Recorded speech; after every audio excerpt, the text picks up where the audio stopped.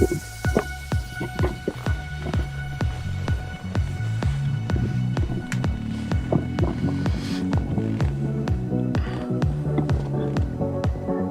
took you for a ride. Did he? Came buzzing through and just ripped the microphone and headset away. Well, we're going live. Hear that?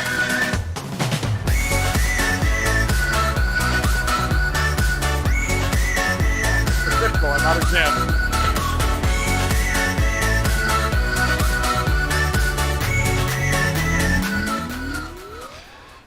I still love that tune, I really do. Yeah. Well, it's official. I'm just poured the last of my gin into my drink. So. Did you? There we go. Well, good morning, Dallo. Good morning, and Andy Stubbs. How you doing, guys? And we've got Oggy here joining us in the chat, the Discord Hello, chat. Hello, everybody. And my cats have stolen my mouse. That's it. The cats have eaten his mouse. There you go. I don't think they ate it. They just stole it. They just stole. And Dilbo, good morning. How are you? Yes. Well, just a little bit of a recap from last week's early exit. Went to the doctor and they gave me a clean bill of health. They did the ultrasound. They couldn't find any traces of the calcification in the kidneys. So my little medicinals that I've been taking, ones that the pharmaceutical industry says there's nothing you can take to dissolve or remove the kidney stones in your kidneys. Well, my medicinals did work. And bullshit. What do I say? They gave me a clean bill of health. The clarity of the urine clarity test is all done, and all that sort of shit. Kind of a spanner. Well, I don't do the spanners. Look, when we finish the stream and it's encoded, I'll give you a spanner, Dilbo. Dildo Bagginses. It's just one of those sort of things. It gets a bit confusing. Somebody must be a fan of Lord of the Rings. Yeah. So they give me a clean bill of health again. So if you really want to know how to help, it's I use a medicinal, which is 2 tablespoons of the the apple cider vinegar. Combine that with pure lemon juice, 1 tablespoon of pure lemon juice, and then 3 tablespoons of cranberry juice. That's my little medicinal. You take that every morning. We don't have to take it every morning, probably every second morning. Don't overdo it. Do that religiously for 6 months, and it should clear up any traces of kidney stones. There you go. Magnesium citrate will also work. Well, that's another thing, but I just prefer to use the natural stuff. Of course, it's got to be the apple cider vinegar, the one with the mother in it. Mm-hmm. So, but of course, the pharmaceutical industry don't make any money out of that, so they won't tell you about it. Right.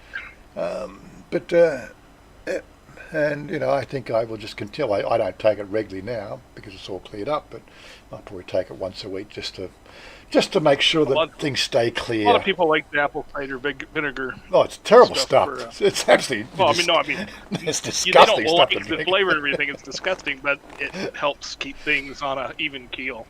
What is it?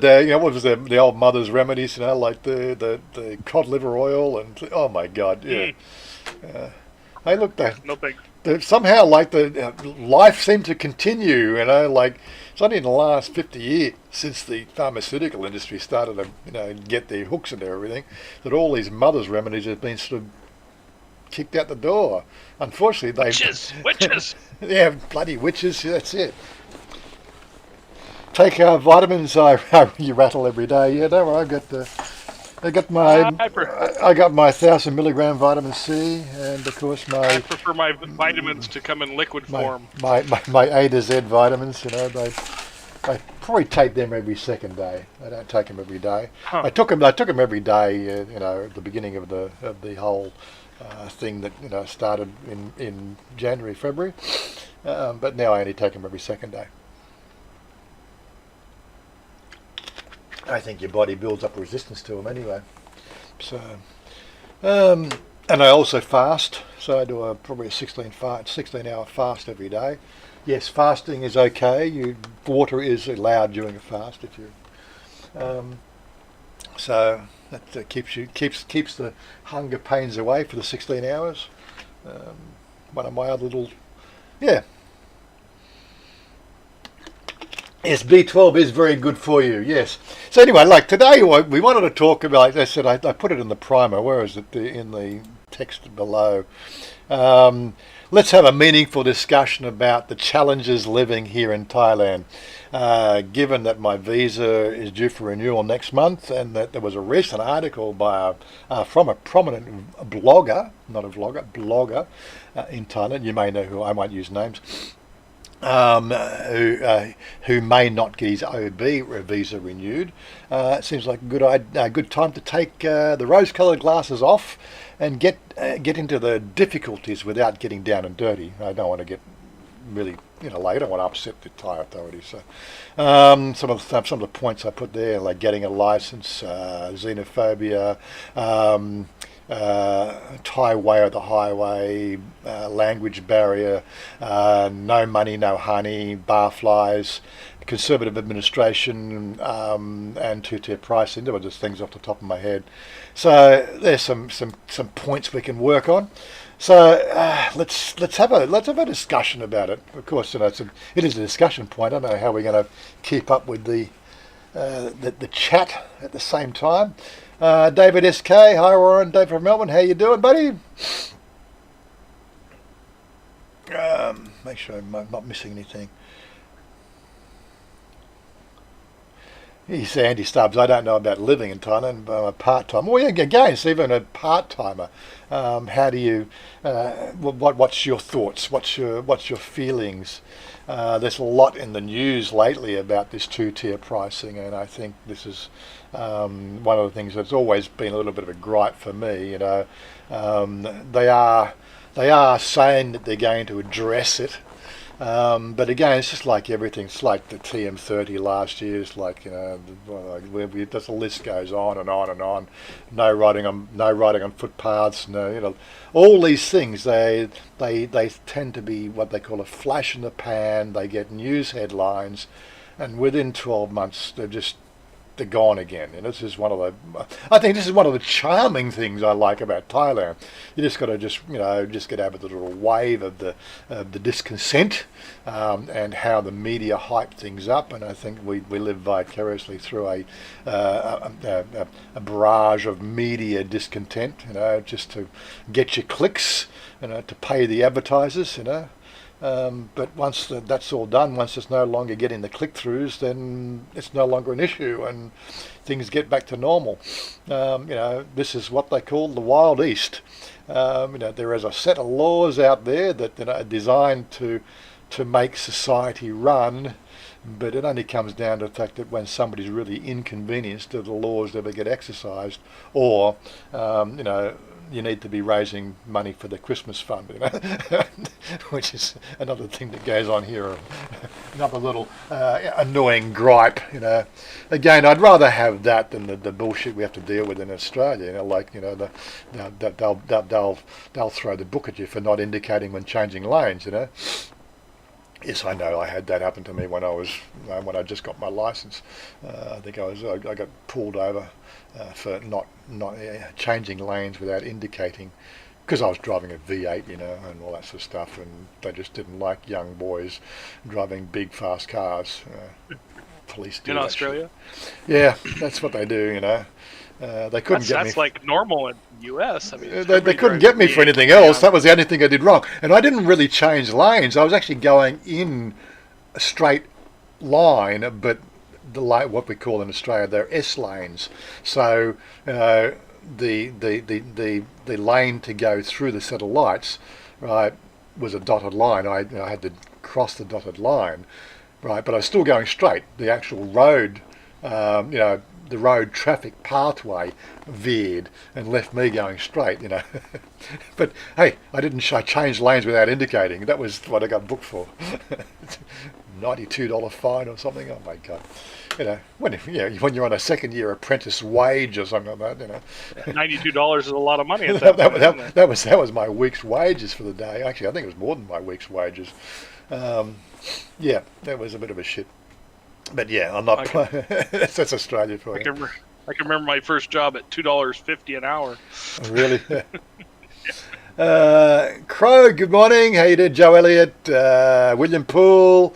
Want to make sure I don't miss anybody. I got to just keep an eye on that. It was just one of those funny, one of those things. Don't worry. When was the last time I got a traffic fine? God, 20, 25 years ago. It's hard to tell now. They should have a clean driving record for so long.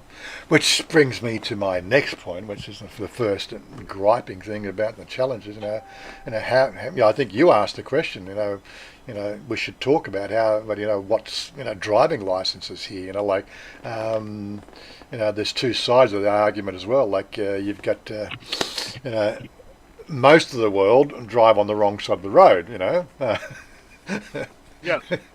That's right. We drive on the intelligent side of the road. You drive on the wrong side of the road, whereas Thailand... No, it's the right side of the road. You can't say it's the wrong side. It's the right side. Yes, it's the wrong side of the road. To the left side. Whereas here in Thailand and in Australia, we drive on the smart side of the road, where like the gear shift's on the left-hand side of your car, right, and your indicators on the right-hand side. You get the idea. It just all makes sense to me, So coming from Australia to Thailand, there's really no psychological or mental remapping of the neurons, to deal with, the traffic from the left, the traffic from the right, who gives way to who, and, all that sort of stuff. So it's a fairly straightforward process. Whereas coming from United States or Europe, not England. England's on the right. England's on the intelligent side of the road again too. So, but Blues, good morning. It all came about because of jousting, right? Isn't that why we're on that side? Right, like I said, there's still an unknown.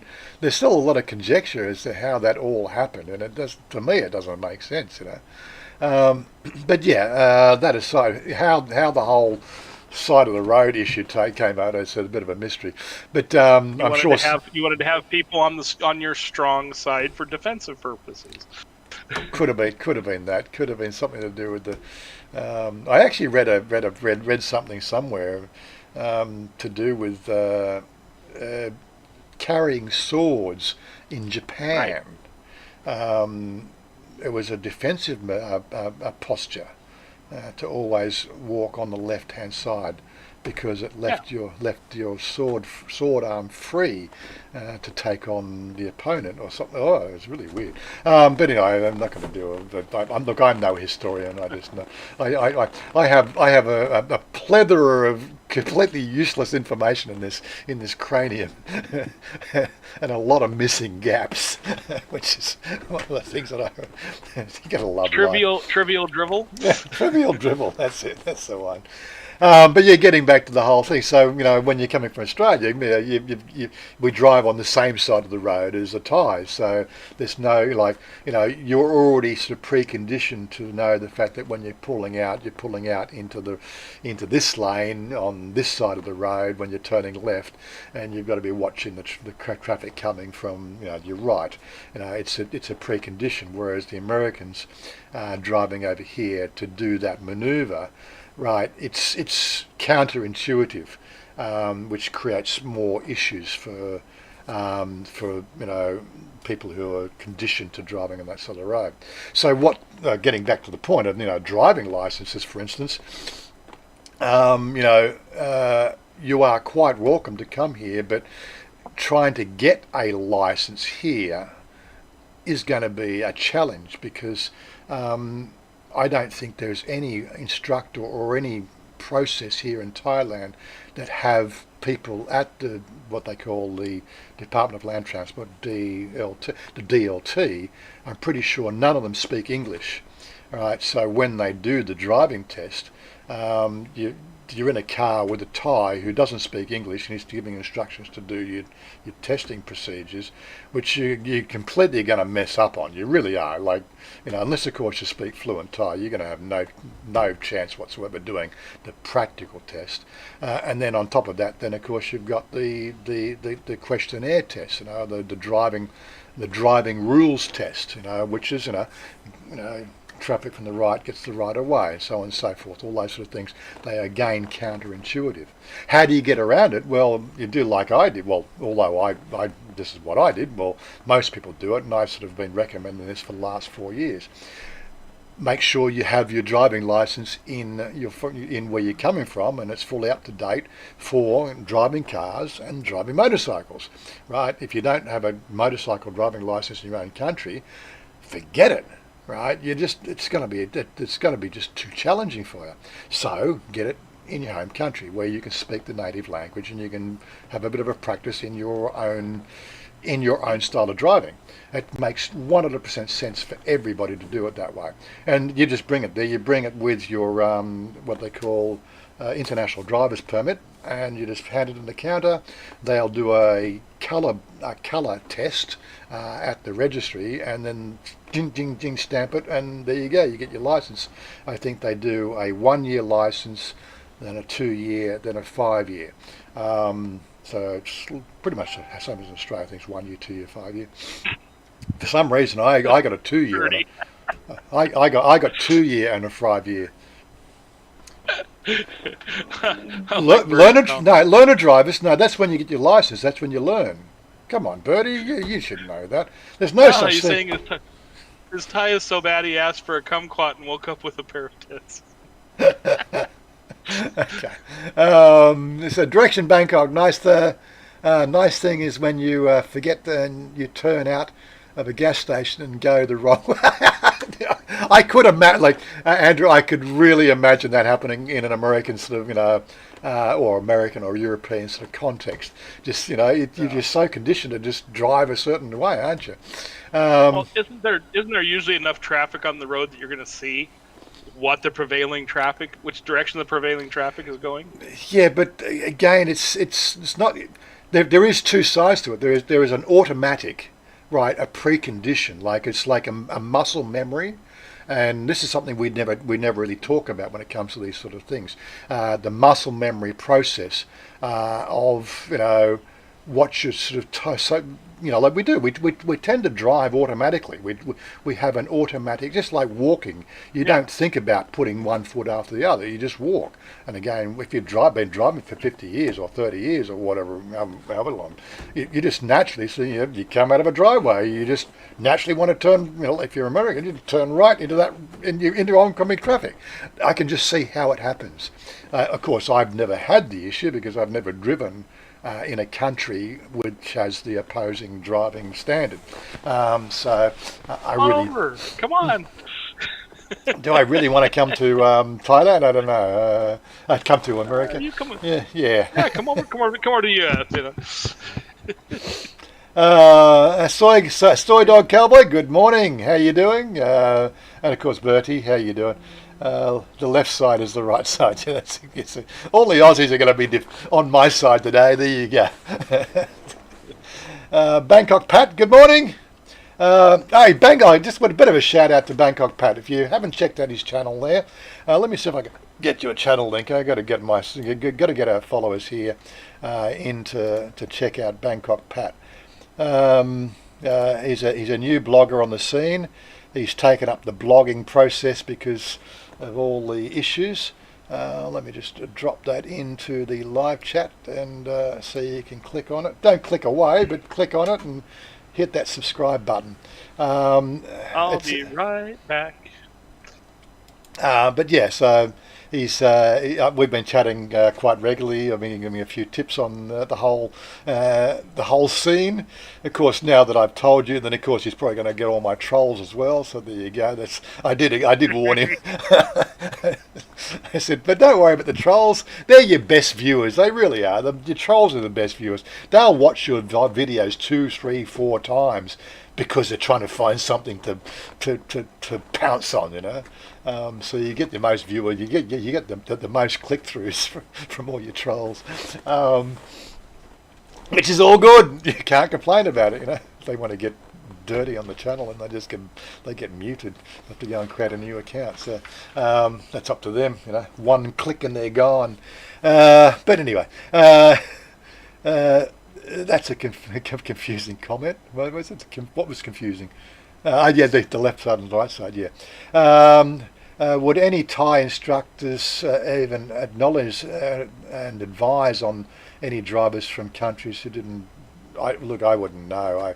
I don't know. I think my mate Ethan, he was over here and he had to do his driver's license or motorcycle riding license, and he had to do the test. But Ethan did speak a fair, good amount of Thai, so he didn't have a real problem with it. I could be wrong. That was a few years back we were talking about. I'm pretty sure he said he had to go and do his license. I got my Thai license. I saw a dog cowboy. I got my Thai license by showing them my license from America. Yeah, so I think sometimes they just got to show your photo ID license. You've got to obviously have a residency certificate to say you're a resident here in Thailand. They won't give it to you if you just, or they're not supposed to give you your license if you're just a tourist. You've got to actually have a residency certificate. Or your yellow book, which is what I've got. Back then when I got it first time, I didn't have my yellow book. The agency I went through, she got me a residency certificate. So that allowed me, but I'd only just moved to Thailand, so nothing was really the yellow book, that's like the vehicle's registration. No, the green book is your registration. Yellow book is your Tabian Barn. So we'll get all of it. Well, I'll try to give you all the difficulties today. You know, we're starting the driver's license. Don't take me off subject. Otherwise, I have a hell of a time trying to keep up with shit. Yeah. So then I'm pretty sure. I'm almost definitely sure that a tourist on a tourist visa or a 30-day visa on entry will not be issued a license. But again, it does come down to agencies, and there are little ways around this process, like through an agent, where they will go to immigration and they'll get the residency certificate for you based on the fact that they're the agent and they use the agent's home address, and it's a bit of a grey area of legitimacy. But you can get a license, but you know, to walk into the Department of Land Transport and say I want a license and you know, all you've got is your photo ID and you know from your that's it. They'll just see you, bye, go away. Not even going to entertain that one. One of the charming things about Thailand, of course, is the fact that there's always a way around the official stance, you know.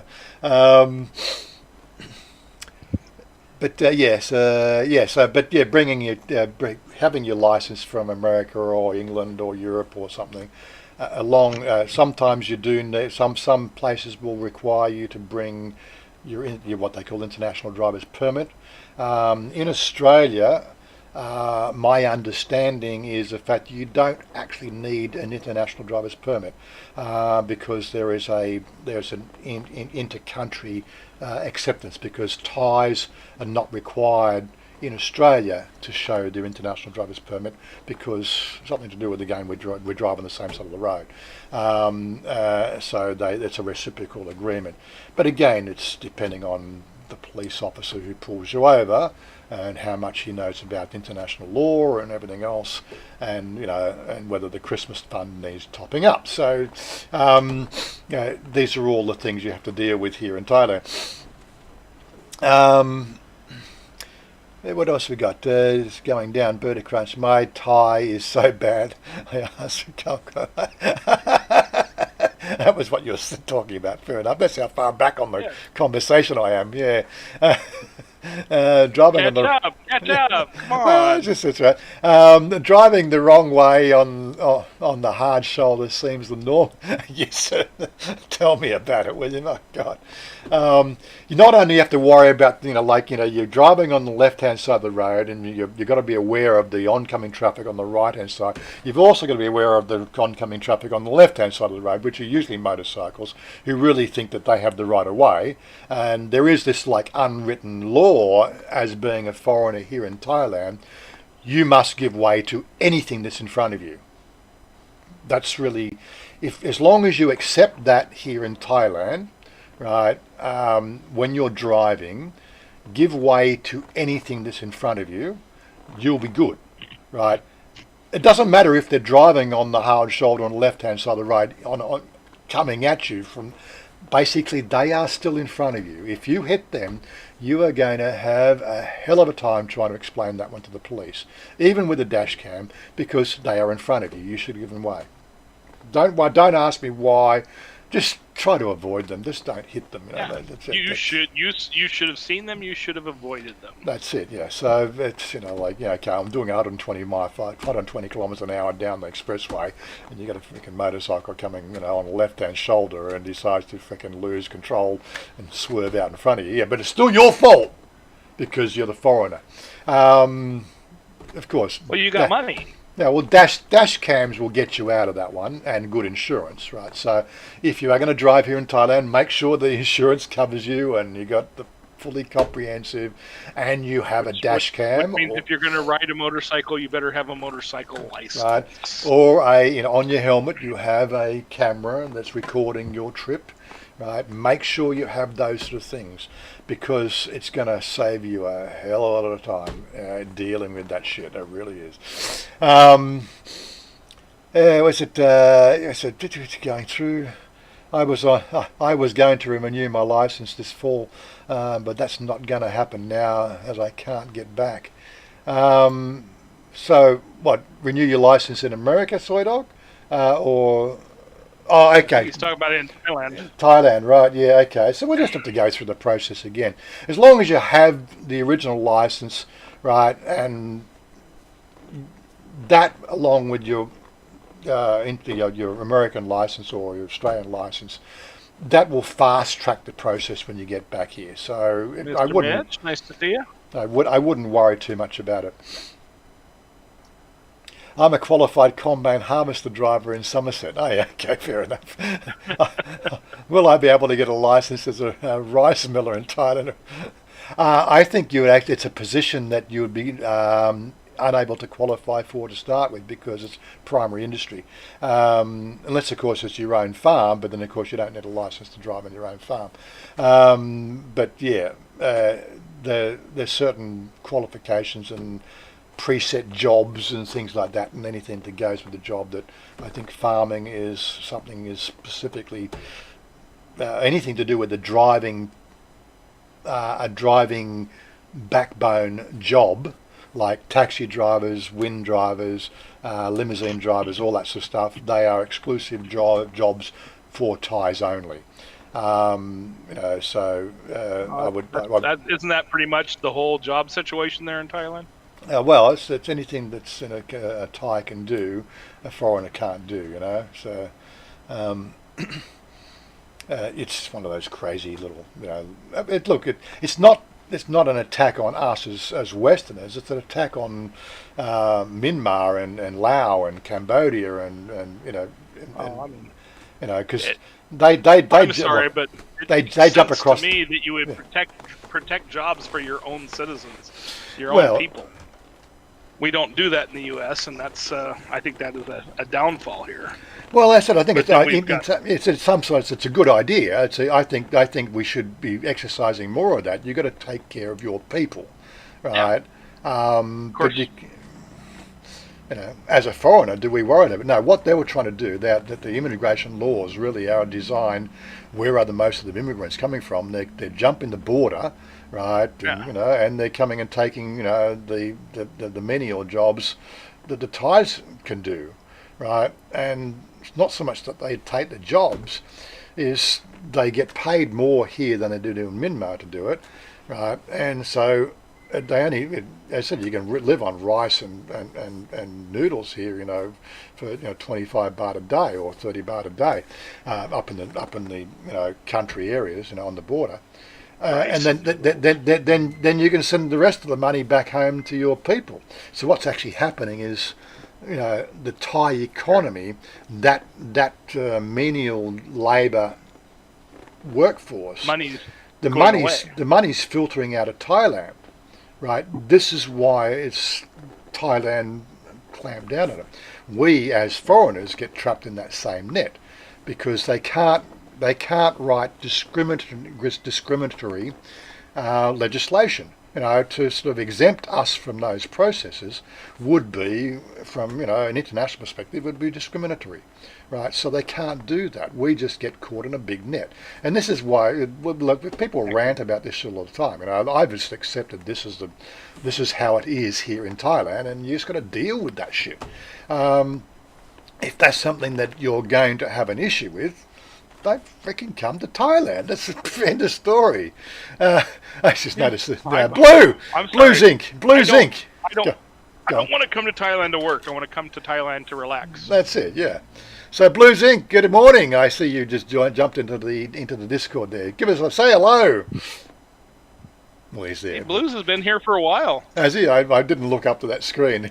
That screen's up there. No comment. So Bertie Crunch says the Romans drove on the left. Okay, so why did the Americans end up? It was the French who started the driving. The French started driving the right, was it? Bloody French. Yeah, damn French. But how did that translate to America? What, French were making better cars than the rest of the? I don't know. Well, when we threw off England, we were really tightly allied with the French. I'm sure that had something. You think that's how it happened, was it? Okay. Yeah. Okay. So, well, any idea on the troll numbers so I could prepare? I really don't know. As I said, you don't worry. If you're going to worry about that sort of shit, that's it. You might as well not have a channel. He keeps talking about trolls, but I have yet to see one on this channel. But well, we got a pretty good. This is a fairly established, live stream now. Though. Yeah. I guess when I first came on, there were a few trolls, and it's been what, almost a year that I've been. Yeah, but I said hanging out with the Warren. So I think Stephen's been pretty, good at sort of keeping it in check, and a few other. G'day, how you doing, Blue? Good morning. And yeah, good morning, everyone. How's the weather? How's the weather down your area? Oh yeah, there's a volcano eruption nearby in Indonesia, and then yes, the ashes, love Mother Nature. The ashes I think supposed to float around in Singapore in a couple of days' time. Yep. So it's going to affect international travel, but that's right, we don't have any international travel at the moment, do we? Go for it, honey. You ain't disrupted anything right now. That's it. Best time to have a volcanic eruption.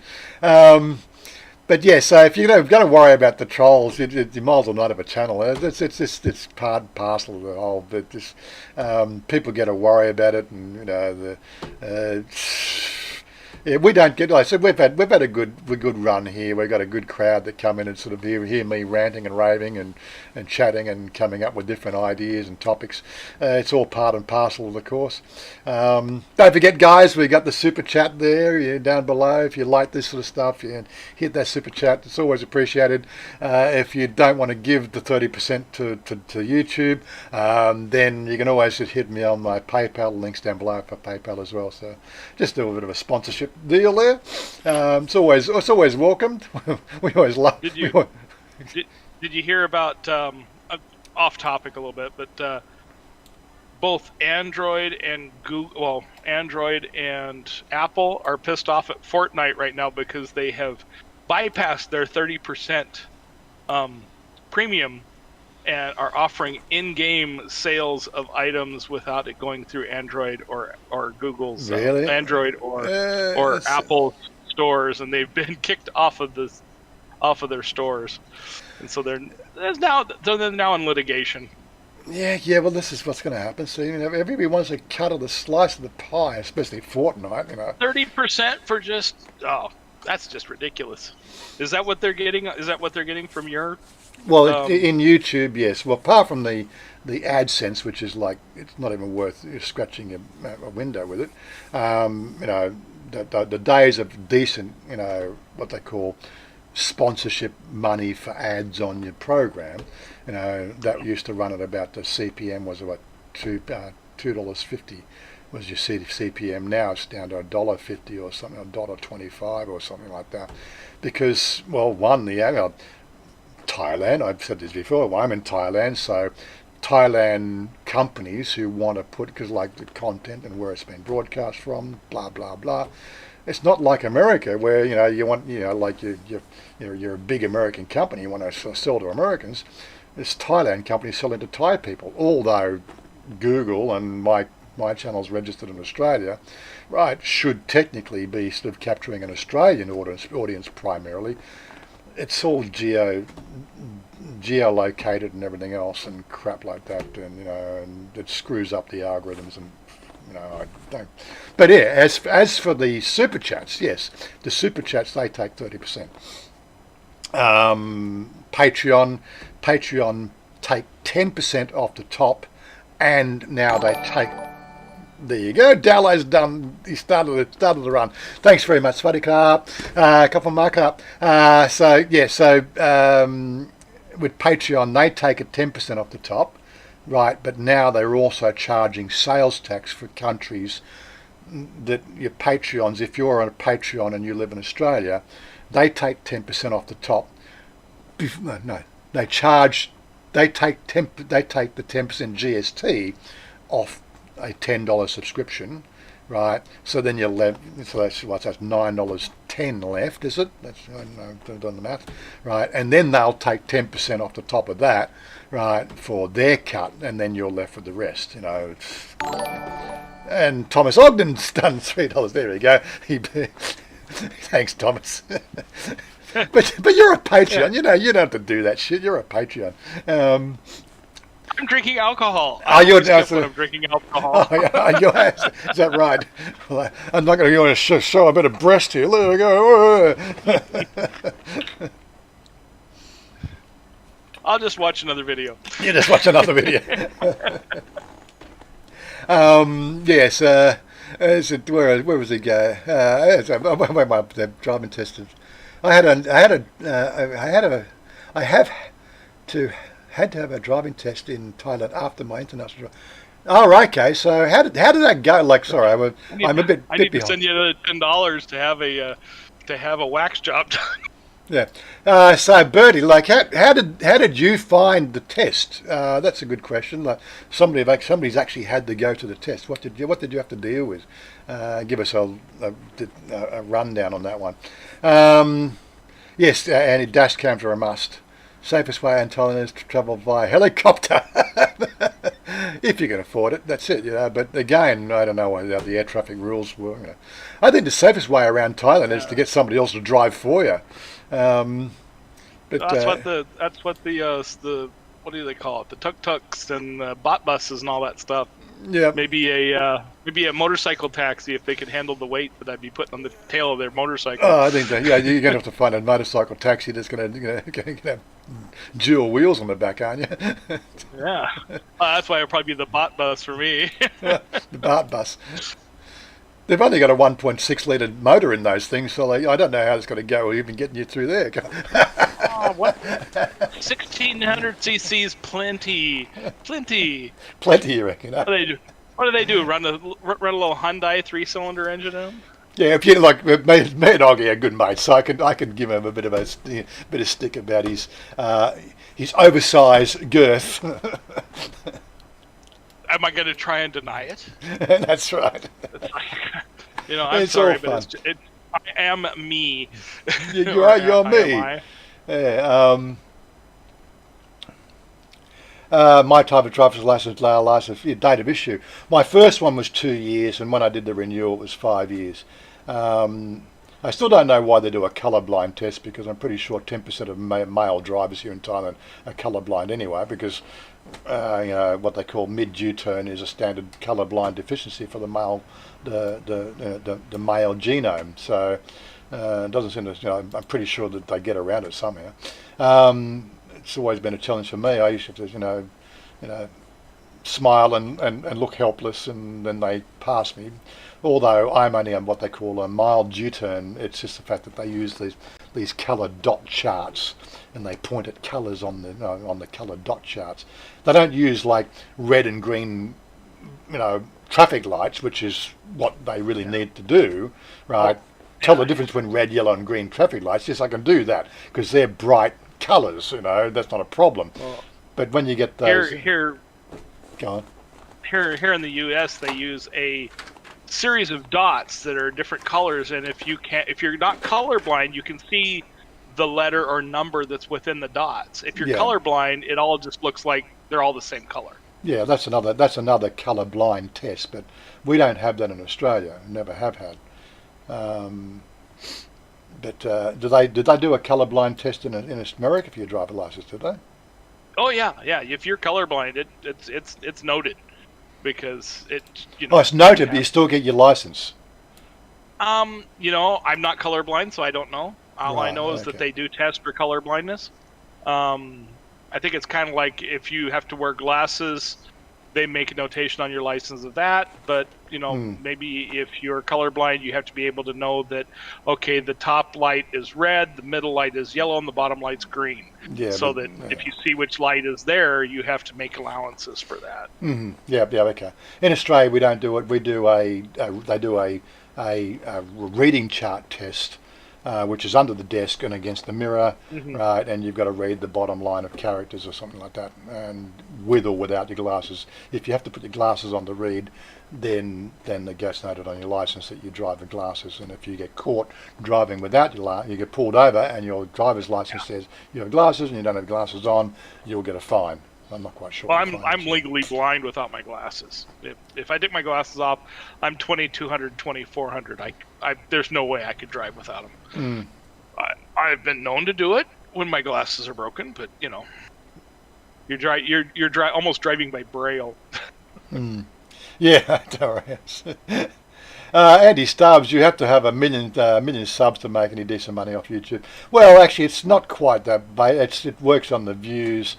50,000, you might be okay. Well, there's views per video, and typically, what you must say, a channel with 100,000 subscribers would probably be averaging 20 to 30,000 views per video. That's usually enough to get you into the higher tier brackets for the what they call the bidding war. And that's really part of it. It's a bidding war. The advertisers sort of say, "I'm going to spend so much money, and and how much do you want that rad to run for? What's your expected outcomes? Blah blah blah." And then if you're bidding, if you've only got $100 to spend for a week of advertising, you're probably only going to sort of bid on something like my channel. Whereas if you're spending $1,000 for the same ad run, then you're going to get on probably something like Casey Neistat's channel. It all comes down to how much the bid war is. Most people don't know how the system works. If you really want to know how the system works, then hit me up locally and we'll talk about it. I don't want to. It's nobody really knows how to. Unfortunately, I did 15 years in analytics, so but it's another story altogether. What is it? Lewis Carbo just donated $200. Well, didn't donate $200 to me. Damn him! Get him over to my channel. Come on. Pretty crunch. I'm colorblind. I married a white woman when I wanted an interracial relationship. Fair enough. That's a good one. I'm sorry, but man and woman, that's interracial right there. It is, yes. I'm just scanning everything else. We also missed coming in. Johnny Siam's joined the house. G'day, Johnny Siam. He's in the house. Good to have you along, buddy.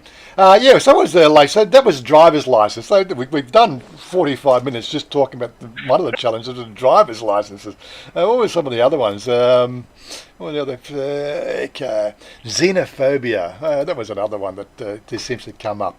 I've never been afraid of Xena in my entire life. I would take that woman to the ends of the world. Lawless. Oh. I think this is coming about in this, the current pandemic situation that we've got here and globally, which is the fact that they've just announced like 2 marathons, right? And they've basically, the advertising went up. I think it's either this week or last week. That they're taking, you can apply or book in or put your name on the list for the marathon. Foreigners not allowed, right? Basically, it's hit headline news over here. This is what with the sort of xenophobia I'm talking about. You do get it in certain situations. I personally don't feel I've ever really been subject to any form of xenophobia. But again, I'm not living in the mega city or in places where it may be prevalent. There's some restaurants with signs. I thought you were in Bangkok. Yeah, I'm in Bangkok, but I've got to go to Bangkok. Oh, out here, I thought it was like the mega city in the mega Thailand, city. So. Yeah, well, that's it. Bangkok's a mega city. I'm a Bourbonite. I live in the suburbs. You're a subby. I'm a subby. I live with the working class people. That's it. Survive. Survive. But yeah, so what we've been seeing some. This is a thing that this blogger has been highlighting in the last few weeks. This is why I think part of the I just looked at his Facebook page, and it looks like he's taken all his posts down regarding the issues about the police coming around to his house and all that sort of stuff. I'm not mentioning names, but if you know who I mean, well, you know who I mean. But it seems like there's no posts that I can see today regarding that issue. So either that's been resolved and it's been, the right Christmas fund has been, has been sponsored, and he greased the right palms. Well, he greased the squeaky wheel. That's it, yeah, or whatever. I don't know how it happens, but yeah. So there's nothing on his page today. So nothing on his just maybe just disappeared or what, I don't know. But it may have been resolved. Maybe it's not resolved. But how it happens, I don't know. It's just one of those sort of things. He gets a little bit, like, I'm trying to keep this a little bit light-hearted and fun because we love Thailand here, he's been here for sort of so many years, the fact that, and his income is dependent on his reach through social media.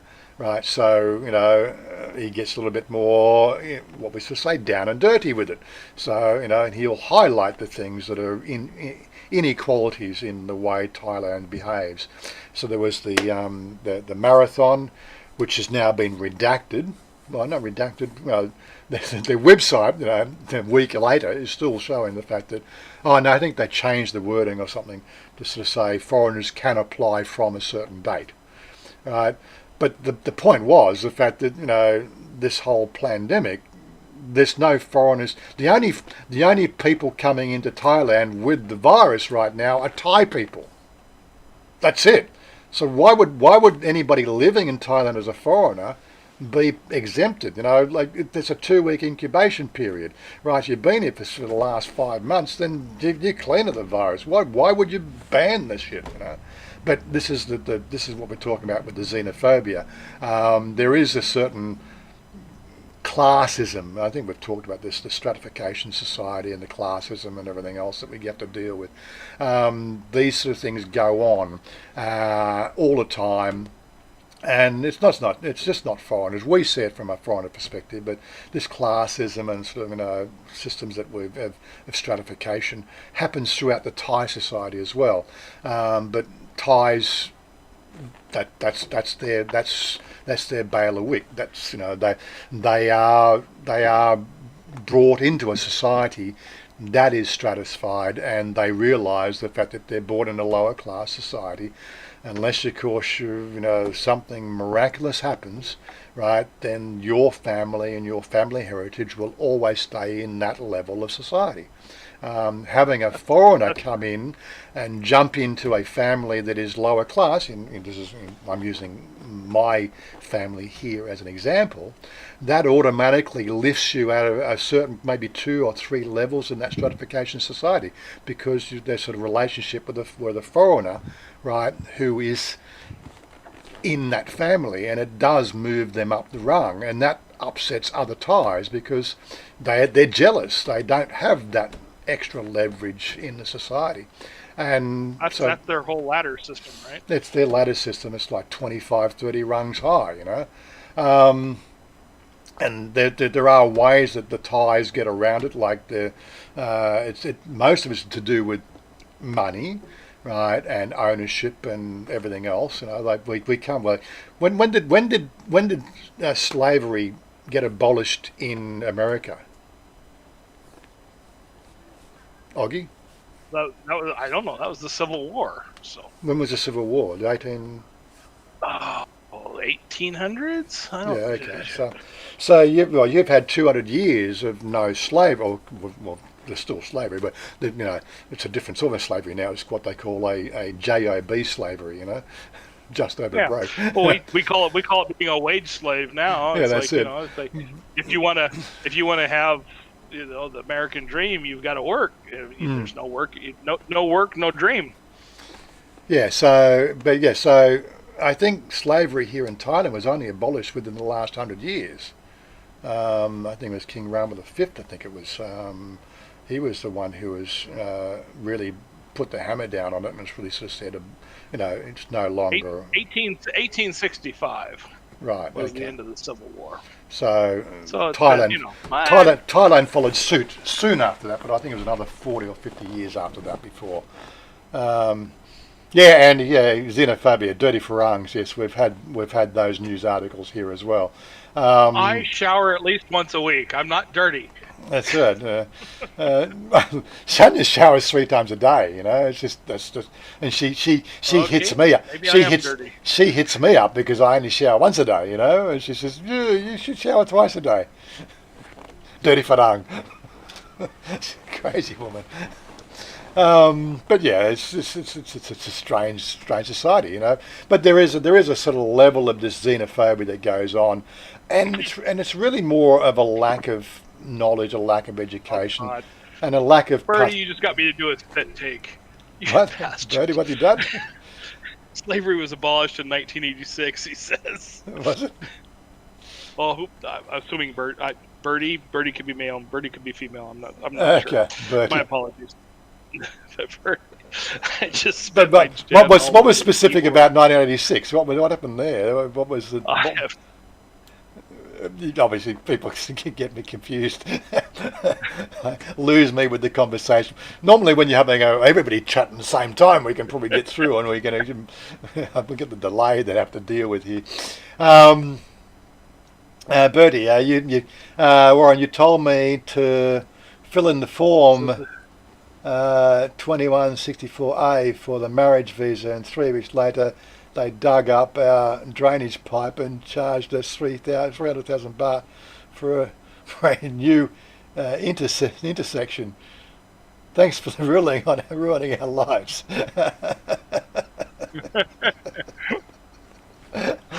It's funny, but I'm not quite sure how it did I? Oh, that's because I give useless information probably. Grab the wrong form. I wanted to put an intersection instead of a marriage. Yeah. You shouldn't be considering getting married anyways. It's another form of slavery. Well, we actually talked about this yesterday at the meetup. So the next video coming out, we did a meetup. Went back to the meetup with Jerry runs, and we had a pretty good time there, catching up with a few of the as I still haven't got I don't know the title. I think the title I'm going to use for this one here is what did I put on my? I gave a bit of an idea.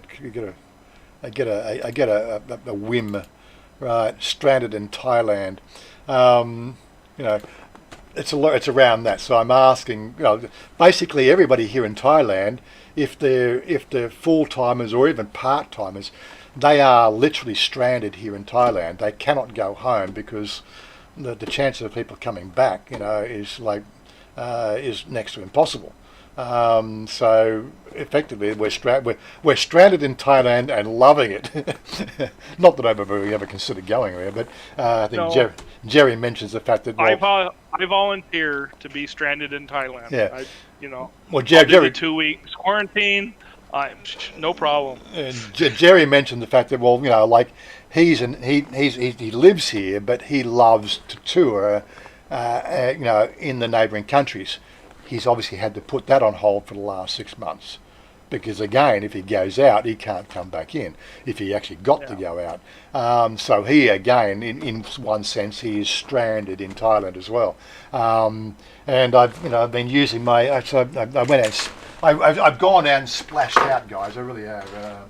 I've got this new Bluetooth microphone shit and I'm going to get used to it, but it gives me a much better clarity of voice in the video, and I can sort of then do that interview style, clip it on the person talking, so we can really hear what they're saying, so we don't have to deal with that distance from the camera anymore. So that's something that's coming up. That's a new way of dealing with the video. Just trying to improve our life. And again, that cost me 6,000 baht, guys. I don't make 6,000 baht to buy that shit. I just buy it because of the fact that I'm a technical geek and I've got to have little latest toys. I was going to say, it's because you're a nerd. And you don't give me enough super chat to pay for all my toys. Jesus Christ, really? You're supposed to be making the money off of your Yes, all right. NASDAQ and Dow Jones investments. That's living expenses. The channel should pay for all my toys. That's the thing. Well, just limit your toys to what the channel can afford, and we'll see how well it goes. And here's something else I did buy. I went out and sport and splashed in and bought one of these recording microphones. Right. What I plan to do is some, I don't know whether it's podcasting. What I'll probably do is I'm going to do some more interview sort of style one-on-one chats, raw, off-the-cuff chatting, not so much with the video, just talking. And one of the things when you get video, people get a little bit sort of conscious about it.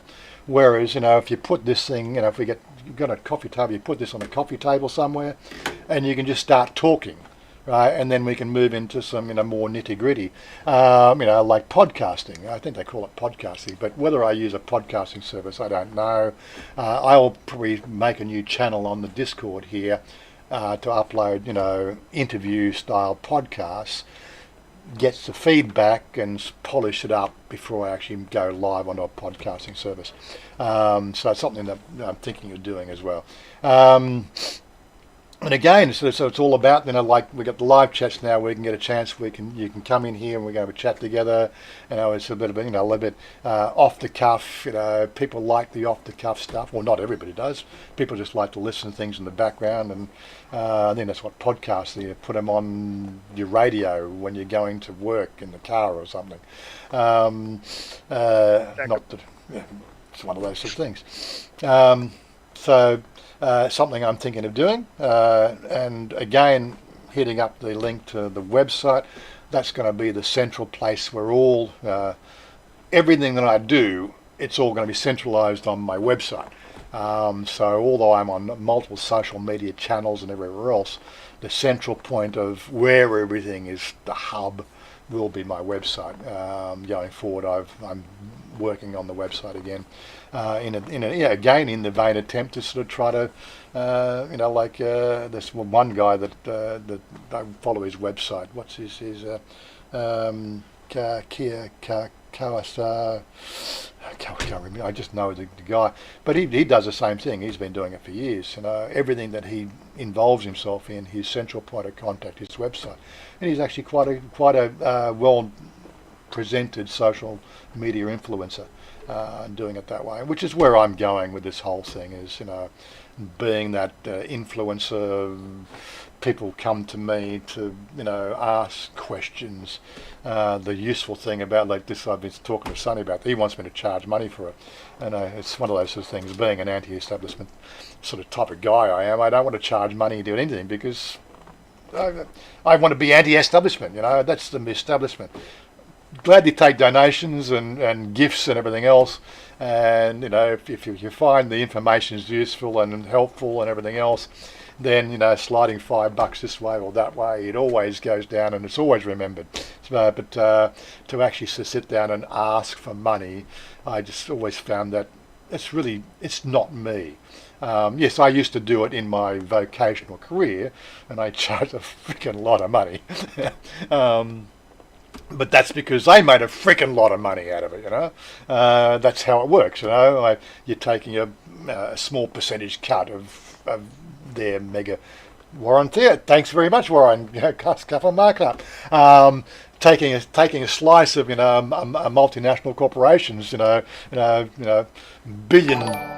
billion dollar income. They give you a per diem. Your $130,000 a year as your salary, and then they turn around and tell you, well, sorry, we're not going to give you a bonus this year because the American company, American accountants won't allow us to give you a bonus this year, or no, we're not going to do a CPI increase because the American company now owns us don't want to do a CPI increase because the American economy is going backwards and we need to pay the venture capitalists and we need to put more money into the pockets of the people who don't do diddly shit. But don't get me ranting on that shit. It's always gratefully accepted, and always I never begrudge it, and it's always welcome. But I've always had that attitude. I don't really want to go into business per se. Again, there's some complications. I need a business visa to do that sort of thing. And that muddies the water. The simplest way to live here in Thailand, quite honestly, is over 50 and on a retirement visa. It's just basically it's a health insurance policy now. I've got all the details on that. We talked about it yesterday. I know what I've got to do there. It's a health insurance policy. It's a form you fill out. You've now got to run in and you've got to have your bank book, right? The Thai bank book. Which has got to be up to date it's got to be stamped on the day, and because the fact that Jerry's actually told me the fact that what I should have been doing this year is I should have been going in every month on a regular monthly basis, putting the bank book in the freaking bank book machine and getting it printed, because they want to see month by month balances. So what you've got to do now is you've got to when you go to, Cassicon Bank, so it's not a problem, but Bangkok Bank will not issue a 12-month statement. Cassicon Bank do, so I'm in good stead there. So doing the renewal, I've got to fill out the form. I think it's a TM47, if I'm correct. It's a TM4, I can't remember the number. It's TM47 or it's TM7, I don't know. It's one of those forms. I've got to fill the form out, right? I've got to go in, I've got to go to the bank, which is the bank's at the immigration office, pay the 200 baht to get them to do the letter and to do a 12-month printout of my bank balances, and it's got to be signed and everything for every page. And my health insurance, basically stamp. There's a couple of other forms that you cannot download. They do not present them in any way, shape or form. And then they query you when you get to your desk. They sort of say, but you don't have this form, you don't have that form, you don't have that form. It says, where are those forms? They're not even on the front counter. That's how inept they are. They're not even on the front counter when you walk in to have them pre-written out. That's how badly organised it is at Changrotara, and they are the primary immigration office, right? They only issue them at the desk, which means you've got to sit down. And it just always takes time. Like, God, people are sitting out there wasting, 2 or 3 hours of their life. They could be filling out those forms, bring them in, ding, ding, ding, ding, ding, and away you go. No, but they sit there and they make you write it out at the desk. And it's just crazy organisation. It's the Thai way. It could be all made electronic and paint by numbers. The the Bangkok Bank, I think, has a U.S. presence in New York. Does So it? I'm probably going to have to take a trip to New York, city of New York, in the state of New York, to try and get a Thai bank account prior to going to Thailand. You can try, but I don't think that really works. Um, Again, you have to find out. But you don't have to worry about it, right? If you've got a credit card and an FPOS card with your local bank, if you get your visa in your home country before you move here, it's what they call an OA retirement visa, right? They're gonna assess your financial viability based on your bank accounts in America or Australia, which is what in my case. Well, you know. I plan on having the 800,000 baht Hmm. and a Thai bank prior to even going to Thailand. Yeah, but that just complicates the issue. It's a lot easier to rock up here, right, and get the bank account done. You just show that you show them your visa, right? If you don't have a yellow book, then you get the certificate of residency. It costs 900 baht, I think, from immigration. That's then evidence that you are living in Thailand. Then they will give you a Thai bank account. It is really cost you nothing apart from letter of residency, and you can do that at any bank. So you land in the country, just first thing you do is just go to a bank and say, what bank do you want to go with? You know, get your letter of residency lasts for a month. So that's why you get the Thai Ban, is the fact that Thai Ban overrides the letter of residency, because the letter of residency has a 1 month ban. It can't be used after 30 days. If you're going to be doing a lot of things that require that sort of shit, you get a Thai Ban. But, you know, that's another complication again. Do you think Capricorn's better than Bangkok? I don't know, but the thing is, Capricorn Bank, in my experience, now that I've had the Capricorn Bank for 12 months, I really, you know, it's a really simple process, you know, it's on your phone, you know, fingerprint, I want to give somebody, you know. I'm just looking for an excuse to go to New York. Well, I don't think it's going to improve anything really. But you know, you press the app, and you got a little barcode. You go to a checkout. Some of the FPOS machines have a barcode. You just scan the barcode, and it pays it automatically. Right, person to person payments. You just put in their bank account number. Person to person transfers. You go to a business. You know, if they don't have the barcode thing on their thing, they'll just give you the account numbers, and you know, and it is cashless in sort of some sense, you know. And Thais right now are really lapping that up. You know, it's something that's it's just the way it is. We have very much a cash society, but the more and more places I go, it's becoming more and more the done thing to just pay electronically. Not so much with a you know, I could pull out my plastic card and put it through the FPOS machine, but I think what happens there is with FPOS there's a bank surcharge, right? Whereas if I transfer it directly, there's no surcharge. They get if it costs 500 baht to buy that thing, they get 500 baht if I put it straight into their bank account. There's no cut for the bank. So this is why Thais are lapping it up. There's no middleman, you know, apart from your bank fees. Whereas I'm pretty sure FPOS have like credit card has a 2% surcharge or whatever you negotiate with the bank. I think even with an FPOS facility, again, there's a surcharge. So you know, they would tend to take the app phone transfer as opposed to you know, a debit card or a credit card. But primarily, then again, the cash is cash. You know, it means they don't have to go to the bank to get something out. So yeah, that's sort of, you know, some little tidbits about living here. You know, it's not so much a challenge, but it's challenging to think of it that way in sort of most respects. And again, getting back to the subject, you know, the challenges, you know. Challenges really are the differences of how life here is here in Thailand as opposed to what you're used to back home. Bangkok Pat says, Bangkok Bank in London claimed that That was impossible, and they had no connection with Thai affairs. This is simply what I had with Citibank. Because I'm with Citibank in Australia, I sort of said, "Can I get a Citibank in Thailand?" And they said, "No, they can't do it. They are effectively, although they have the same name, and they have interbank policy, they have different governances, and they are a separate entity. They are a separate bank."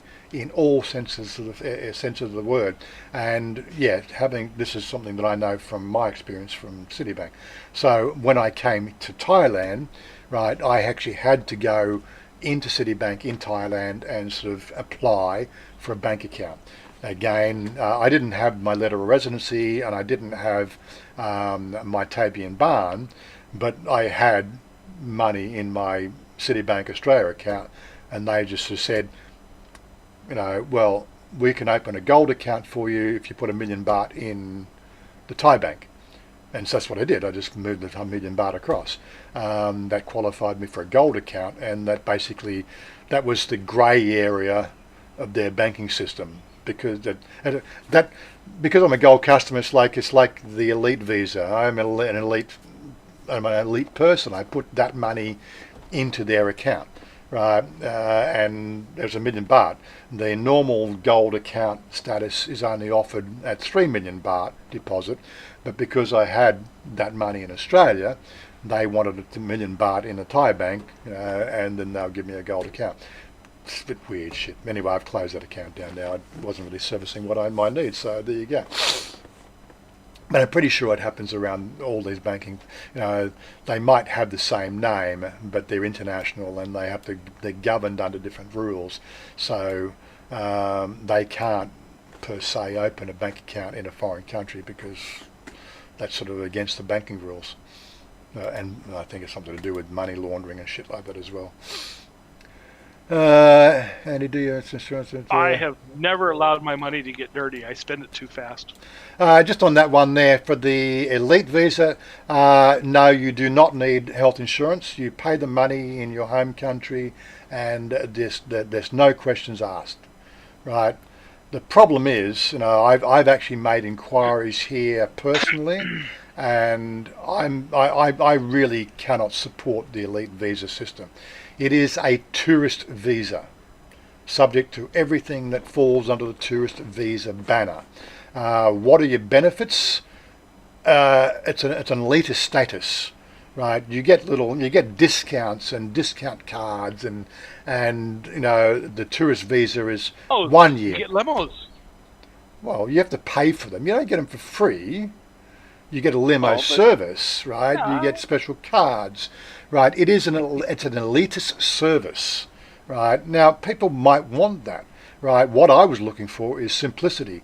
I want you to do my visa. I want you to do my 90-day check-in, right? I will give you... It didn't look like it does that. It just makes it... I will give you 500,000 baht, right? And for 5 years, you're going to deal with immigration and everything and leave me out of it.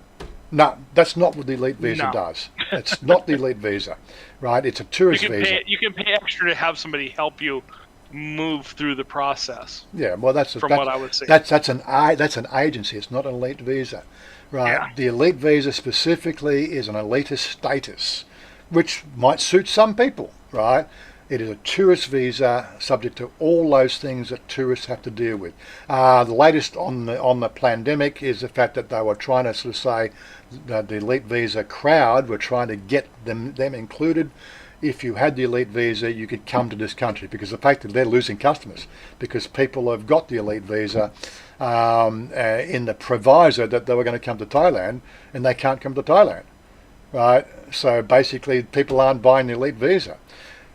My experience was I filled out the form, gave them my details. They sent me back a form letter, right? So I replied to them, cordially, and I just said, this is not what I expected. I expected you, as an elitist sort of system, and as an elite system, at least a phone call to introduce yourself, which is what I would expect as a foreigner. engaging myself with a company I'm about to spend $500,000 with, right? And then maybe we'd organise a time where I come and meet you face to face, right? So I can be comfortable with parting with the money. But right now, you've put me in this bucket that I'm seeing is a nobody, right? The two things I'm looking for was a simplicity with my visa renewal process and my 90-day check-ins, which you've now said in this form letter that doesn't apply. You know, you're actually asking if I want to apply, I have to actually go to immigration, I have to cancel my current visa, right? So I'm actually in Thailand without a visa whatsoever, so I'm breaking the law. Then I go to you and actually apply with you, give you money, and hopefully then you'll give me a visa. And what happens if I don't get the visa and I'm in the country illegal without a visa? It doesn't make sense. That's the elite visa for us. So I can't. I can't support any way, shape, or form how the elite visa can simplify the process for anybody who's over 50, right? I just figure 800,000 baht. Well, 800,000 baht versus 500,000 baht. 500,000 baht is what you need to get that visa, versus 800,000 baht. If you don't have the money, then don't think about coming to Thailand to live. That's the bottom line. That's why I always said that. You know, if you can't support yourself, it's only 30,000 US. Yeah, I mean, it's no big deal. Yeah, so this is there's always a nickel and diming in the situation of the people who come here 20 years ago and they had the money and then the value of their pound dropped and they were on a pension and the pensions don't update with the CPI and then all of a sudden they don't have the qualifying letter, and that's something that came in a couple of years ago. I just plan on leaving the money in there and let it stay. Yeah, that's it. That's all I do. It is the simplest way. But yeah, I honestly can't support the elite visa system. I find it's very what's the word I'm trying to think? Seems snobby. Sterile, and unapproachable. They don't seem very friendly.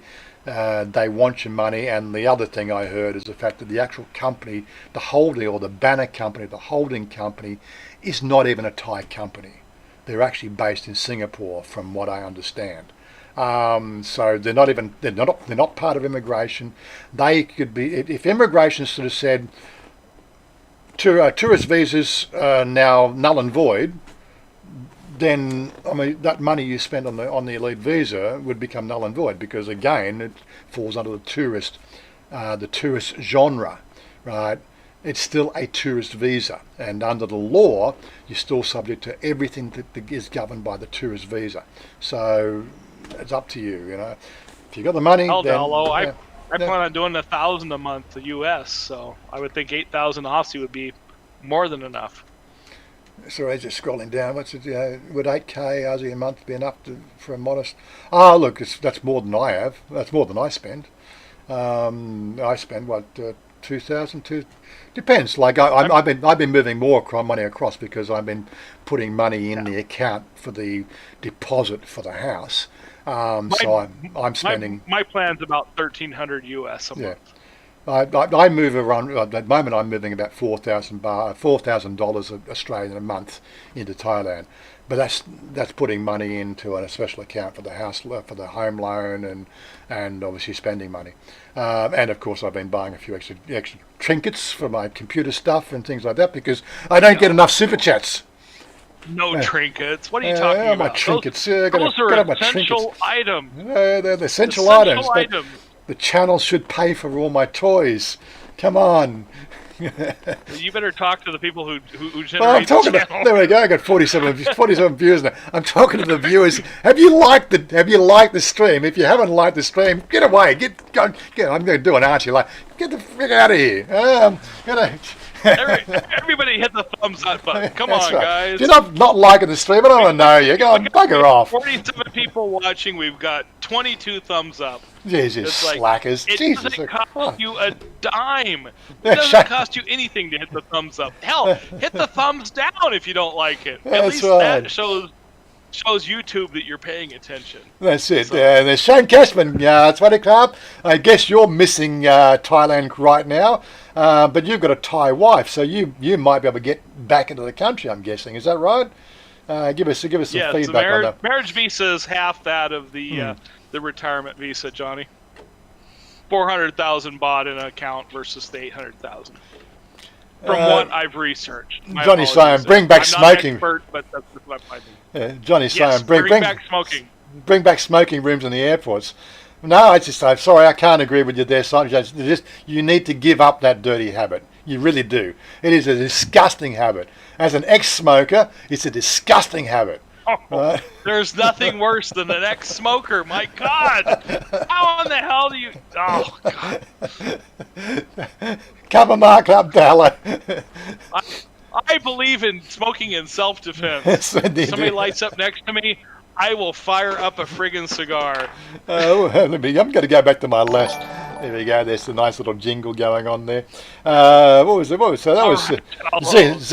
Xenophobia. Okay. Thai way or the highway? Yes, Thai. Thai way or the highway? Is there a highway if there's no Thai way?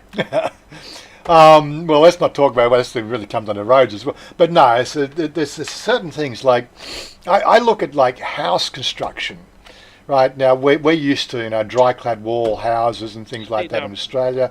Whether steel frame or hardwood frame or even treated pine frame hardwood and drywall and things like that. You call it drywall, we just call it cladding or something like that. We've got different names in Australia. We've got a way of building houses in Australia, and like you look at the way they build houses out here, and it is just totally, really. Well, I mean, there's a lot more concrete there than in the U.S. I know that. I mean, we have an abundance of wood, so. Do you know that concrete actually contributes about 7.5% to the global carbon footprint of the planet? Where does that get discussed? It's always about the emissions from cars, but 7.5% of the carbon emissions that causes the greenhouse gas emissions is actually making and pouring concrete. Well, there's an awful lot of fuel that goes into making concrete. Never hear about that, do you? But could life exist on this planet without concrete? There you go. I've got this nice little backdrop of. I think that's a. Sure. Is that a New York skyline? We can make everything out of mud and wattle. Yeah, it doesn't support these high-rise buildings. I know you like the backdrop today. I don't know, just one I just found. Oh, it's great. Yeah, just like something. Somebody different. was asking earlier if that's your new home. Yeah, That's the place you put the deposit on. Well, I could fake it up. Yeah, I could definitely fake it up. Yeah. If that's his view from the new home, it's like, hey, Wazza, I hope you have an extra room. I'll be over next month. With obviously Hell with my job. With chroma key, you'll never know where it's coming from. That's right. And I am waiting for the new room so I can get the printer off on a wall somewhere. Right, when they get the printer off, then I can expand the view here on my desk, and then I can get this camera set up, right, as my focus camera for the live streams to give me a bit more clarity here, without so much fuzziness around. Because of the fact that I have to use a zoom on the camera, on the Logitech camera, it actually sort of like I'm in 720p effectively, as opposed to the 1080p of the camera, because it's using a digital zoom. Whereas I can actually use this sort of camera. So that's another toy I bought the other week, which is a HDMI input cable. Cables and the actual decoder. Haven't got that running because I got nowhere on my desk to actually, because I'd have to go in front of my computer here, for me to make the film. I'm sorry, but I won't say anything about you buying toys for yourself and not for, I buy plenty of toys for Chanya. Don't worry. They're called dresses. Okay. I'm sorry, but dresses are for you. Yeah, you get me in a dress these days. I need to lose some weight. Honestly, I'm sure you enjoy her in the dress. So. I enjoy. Yeah, I enjoy getting her out of the dress. It's even more fun getting her out of the dress. But that's another story altogether. How's the joke go? Is it the joke goes something like the wife kisses the husband? I can't remember the joke now. I'm going to fuck up the punchline, so I'm not going to say it. There you go. Bangkok Pat. I'm an ex-smoker. Now I'm addicted to the nicotine mist sprays. Almost 2. Really? Yeah. I through my process. I did. So it was 7 years ago. I gave up. So I went from cigarettes. Went from cigarettes straight to 18 milligram vaping. And that was it. I didn't transition. I just stopped cigarettes and started vaping. 2 weeks was a bit difficult, right, getting used to the vape. But then I vaped for 3 years. But I gradually dropped the vaping nicotine content from 8 down to 9, down to 6 milligrams. And then I went and got the Nicorette tablets, and I did them for about a month or two. When I stopped the vaping, and that really then basically, well, I still think about it. I still get to the times you're at the pub somewhere, or you're having a few drinks with a few people, and then somebody lights up a cigar, like somebody lights up a Cuban cigar, in a pub somewhere, and I'm going, God, I could go with one of those, because it's a love it. I love a good cigar. I used to love a good Cuban. Even the cheap, the Panatellas and the Williams. There's no difference between the Dominicans and the Cubans. Yeah, there really isn't. But and that would just I would always have a flashback of just the pleasure of puffing on a cigar or something like that. And that's always the thing that always drew me back to smoking. Every time I gave up, it was always around a Christmas time, or somebody had a baby and they brought out the cigars, and God, how many times did I give up smoking? And it was always a cigar that brought me back to smoking. But yes, I've just said no, that's it. I'm not, and haven't done it again. So I've been good ever since. Yeah, such is life. C'est la vie. C'est la vie. Yeah, Thai way or the highway. So there is this Thai building standards is one example. I've just ordered a new set of handlebars for the Vulcan, so I get a bit more sort of backs, a bit more. You were getting the ZR25 or whatever that thing. Yeah, is, well, that was so. it. Yeah, pipe dream. But yeah, pipe dream. But yeah, if I had, Does it go along with your smoking? you can always have little fantasies. Come on, guys, you can fantasize a bit about your little dream. That is a good looking bike though. That is 4-cylinder on that cylinder range. That has got to be smooth. It'd be a screamer, more than smooth.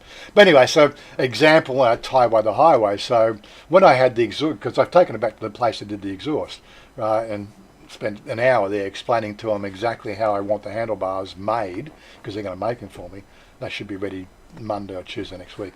But they did the exhaust, and when I did the exhaust, I did a dB reading on it, and it was, I think, still 100 dB, and the legal dB limit here is 95 dB, and you've got to deal with police officers having uncalibrated equipment and everything else. So I wanted to put a dB reducer in it.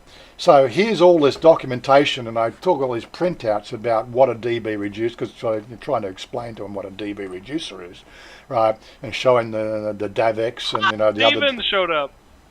There he is, showing them the drawings and where they go in the exhaust and everything else. No, sorry, they put it at the entry to the exhaust, right, rather than the exit to the exhaust. Which, yes, it did effectively reduce the dB, but it also created a back pressure and a few other things like that. So probably lost a couple of pounds of horsepower. Performance limiter. Would have hit a performance, but again, I tried to explain to them that's not how you make. No, it was a Thai way.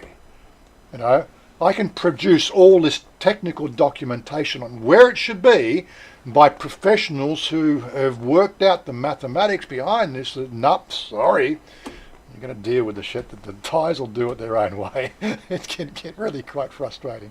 When I get the handlebars done, I'm going to see if they can remodify the exhaust, or I might get a different baffle on it, something that has a professionally made plug-in, as long as they can make the brackets that fit into the bike, and I might just change the exhaust on that.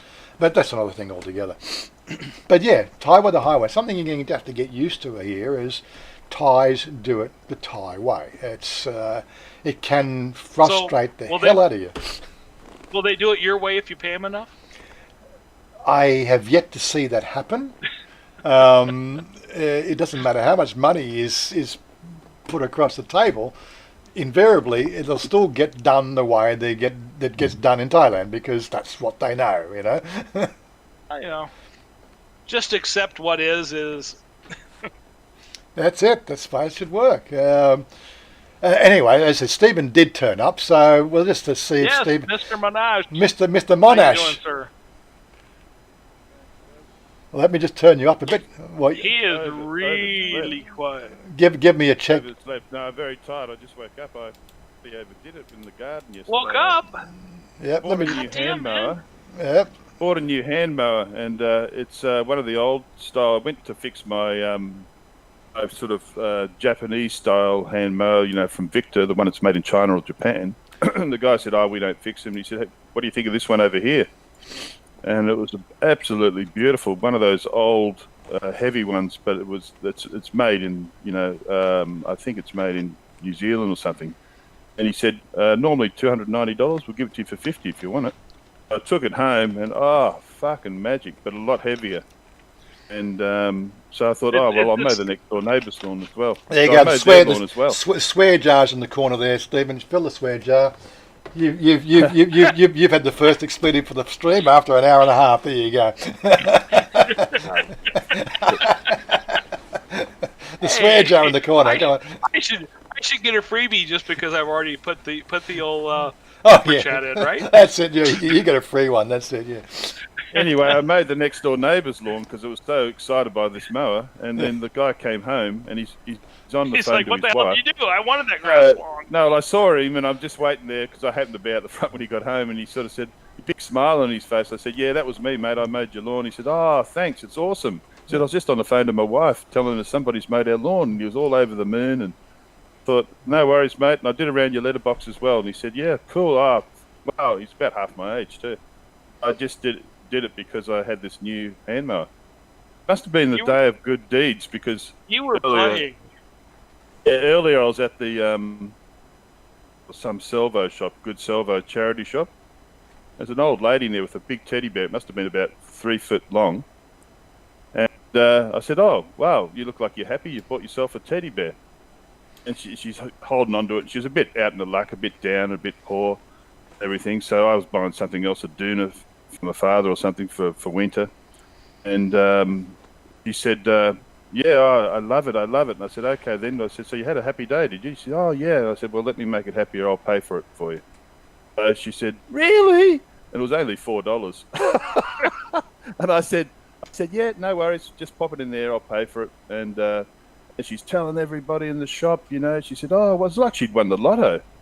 And then she was off buying something else because she saved money. She didn't have to, she was down on her luck and everything. Huge teddy bear. It was bloody horrible. It needed to clean, if you ask me. And so I did my 2 good deeds for the day. There you go. There you go. Hey, just a quick shout out And there maybe that's what they should do in Thailand. They should do more deeds for each other. Anyway, quick Should shout help out. each other more. Quick shout out to Billy. He's a regular on the channel there. G'day. It's good to see you there, Billy. Patrick. Billy. Patrick. I'm not going to say his last name. Patrick Senior. He's now a regular. He pops in from time to time. Bill Robertshaw. I don't know. Bill Robertshaw's a new name. I haven't recognised that one before. Glad to have you along and chatting with us.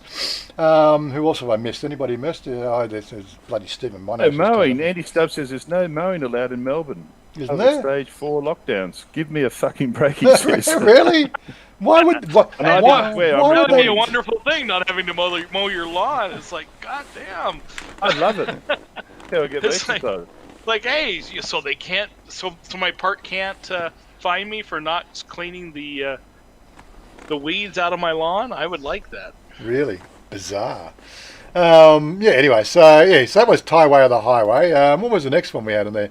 The language barrier. That's again, excuse me, one of the challenges you're going to have to face is. Sorry, you've just joined in. We're talking about the challenges of living in Thailand.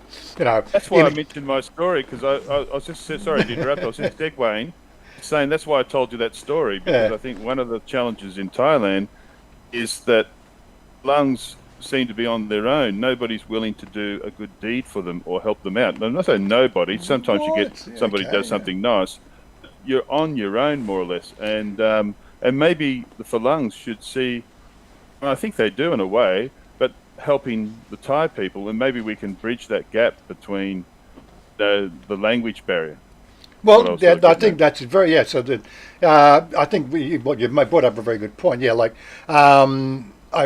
obviously I got the family here, and sort of everybody does everything and helps everybody. I still have reservations about B.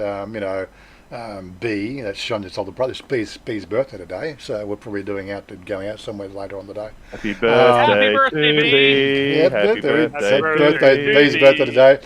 But then of course we got and we got Ben. Ben's a younger bloke. He's 24 years old, and he really doesn't do much for the family. He's to piss off. Don't worry about Ben. I'm pretty sure that's things. It's just within reason that they do what they can. He's only 24. You grumpy old man. Well, he effectively is my brother-in-law. When we get married, he'll be my brother-in-law. Yeah. Oh my goodness! It's something. It's a bit of a culture shock. If me and Chanya finally do get married, legally, and he will be my brother-in-law. My nephew's about that age. She's 22. 24. That's younger than my daughter. I mean, it's like, God damn. It's a bit of a sort of like what the hell? What are you talking about? Brother-in-law? He's like son-in-law. No, could be his son-in-law. No, but he's been brother. He'd be my brother-in-law. That's it. It's hard to relate to. Your grandson. His grandson's age could be a grandson age, but he would be my brother-in-law. You wouldn't have that problem if you would date women that were closer to your age. Oh yeah. Stop! Don't give me that shit. Boom. You date what you can get away with. Yeah. You're gonna leave the island now, Oggy. I am the weakest link. I'm sorry. I will leave now. I gotta get some noises. Believe me, when I visit Thailand, I do not plan on dating 60-year-olds. Believe me. Exactly. Hey, that's another thing too. We can't hang shit on the Thais, so we hang shit on each other. That's it. Yeah. But I think a good point. Yeah, I think you very rarely see Thai, generally Thais going out of their way to help the foreigner. But the foreigners, I think, through my circles, tend to always be helpful people. And we throw coins in the jar. We give the taxi drivers tips. Yep. Those sort of things. Money. The locals here. I have my selected food vendors that I always go to, and they know me, and we have a few polite words. I can't again. The language barrier is conversational level language. I don't have that gift. I can get my point across. I can obviously do my transactions. I can live here and make pleasantries, but to sit down and have a chat like we're having a chat now, it's beyond impossible. It's beyond my mental capacity. Even you can't read anything. You can't write anything. You have mental capacity. You just don't have the desire. Well, it's a huge barrier. Let's not go down that little rabbit hole. Yes, you have so many resources available to you. Yeah, like you have posted them. So that's it. Don't on the Discord. A bullshitter, man. That's it. Just let you know. As I said, on our Discord channel, I did make a new thing there, Thai language stuff. So I put all my Thai language resources in a folder there, or in a place that anybody on the Discord is quite welcome to come in. That's one of the things. Discord. This is my community. This is where we hang out. This is like the two-way communication. The buddies, pals, everything sort of stuff we talk about. Discord is it. So the website is where all my stuff for the public is going to go. The Discord is where we hang out. right? And I'm All again. the Thai that Warren knows is on the back of a postage stamp. Well, it's in a folder, but you know. So, and this is It's a postage This is it. stamp size So- folder, but you know, so it's still a between folder.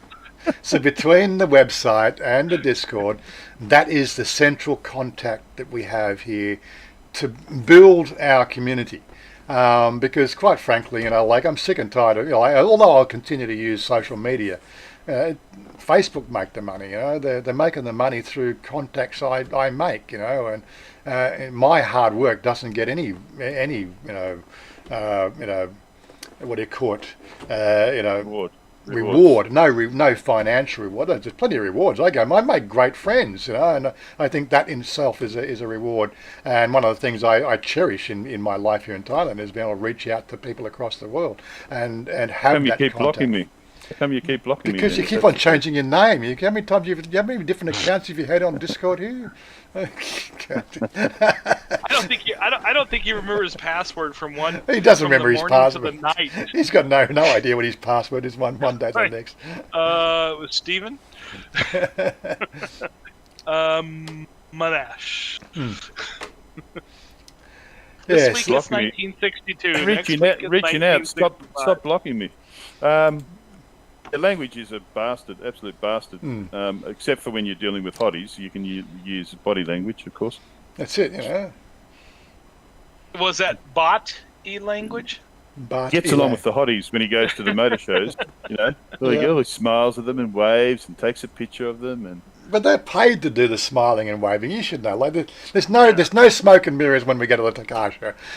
They're still- pretties. Still bot-y language. They're called I think pretties. dropping your old fella out's a bit much, though. Yeah, they're called pretties for one reason. They're on the stand to look pretty.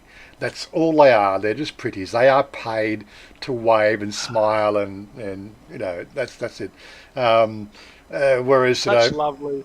whereas the girls in the bars, you know, they barely get paid, and it's the tips and the bar fines that you need to deal with, you know, that puts the money in the plate there. Then they'll talk to you and flirt. Maybe some of the hotties work in the bars too. How would you know? Well, I Tobel. don't. Johnny, frequent what's them. Tobel? Does he? That's why buying. I said to Billy, that's why buying a condo. I'm unsure due to the Thai laws and language issues. Well, that's the thing. So I've still one resource I've yet to leverage here in Thailand is a Thai national who can speak, you know, fluent English, who could help in those sort of situations. Maggie's not bad. Maggie knows a bit.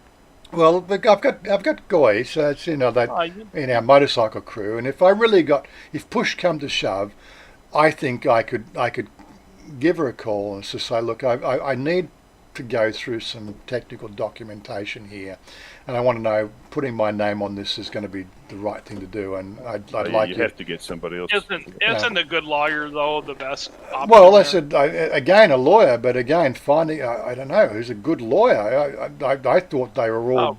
The best lawyer is a Thai lawyer because they've got the contacts. The foreign lawyers, I don't believe, have the same contacts. I've always grown up. You're probably better off.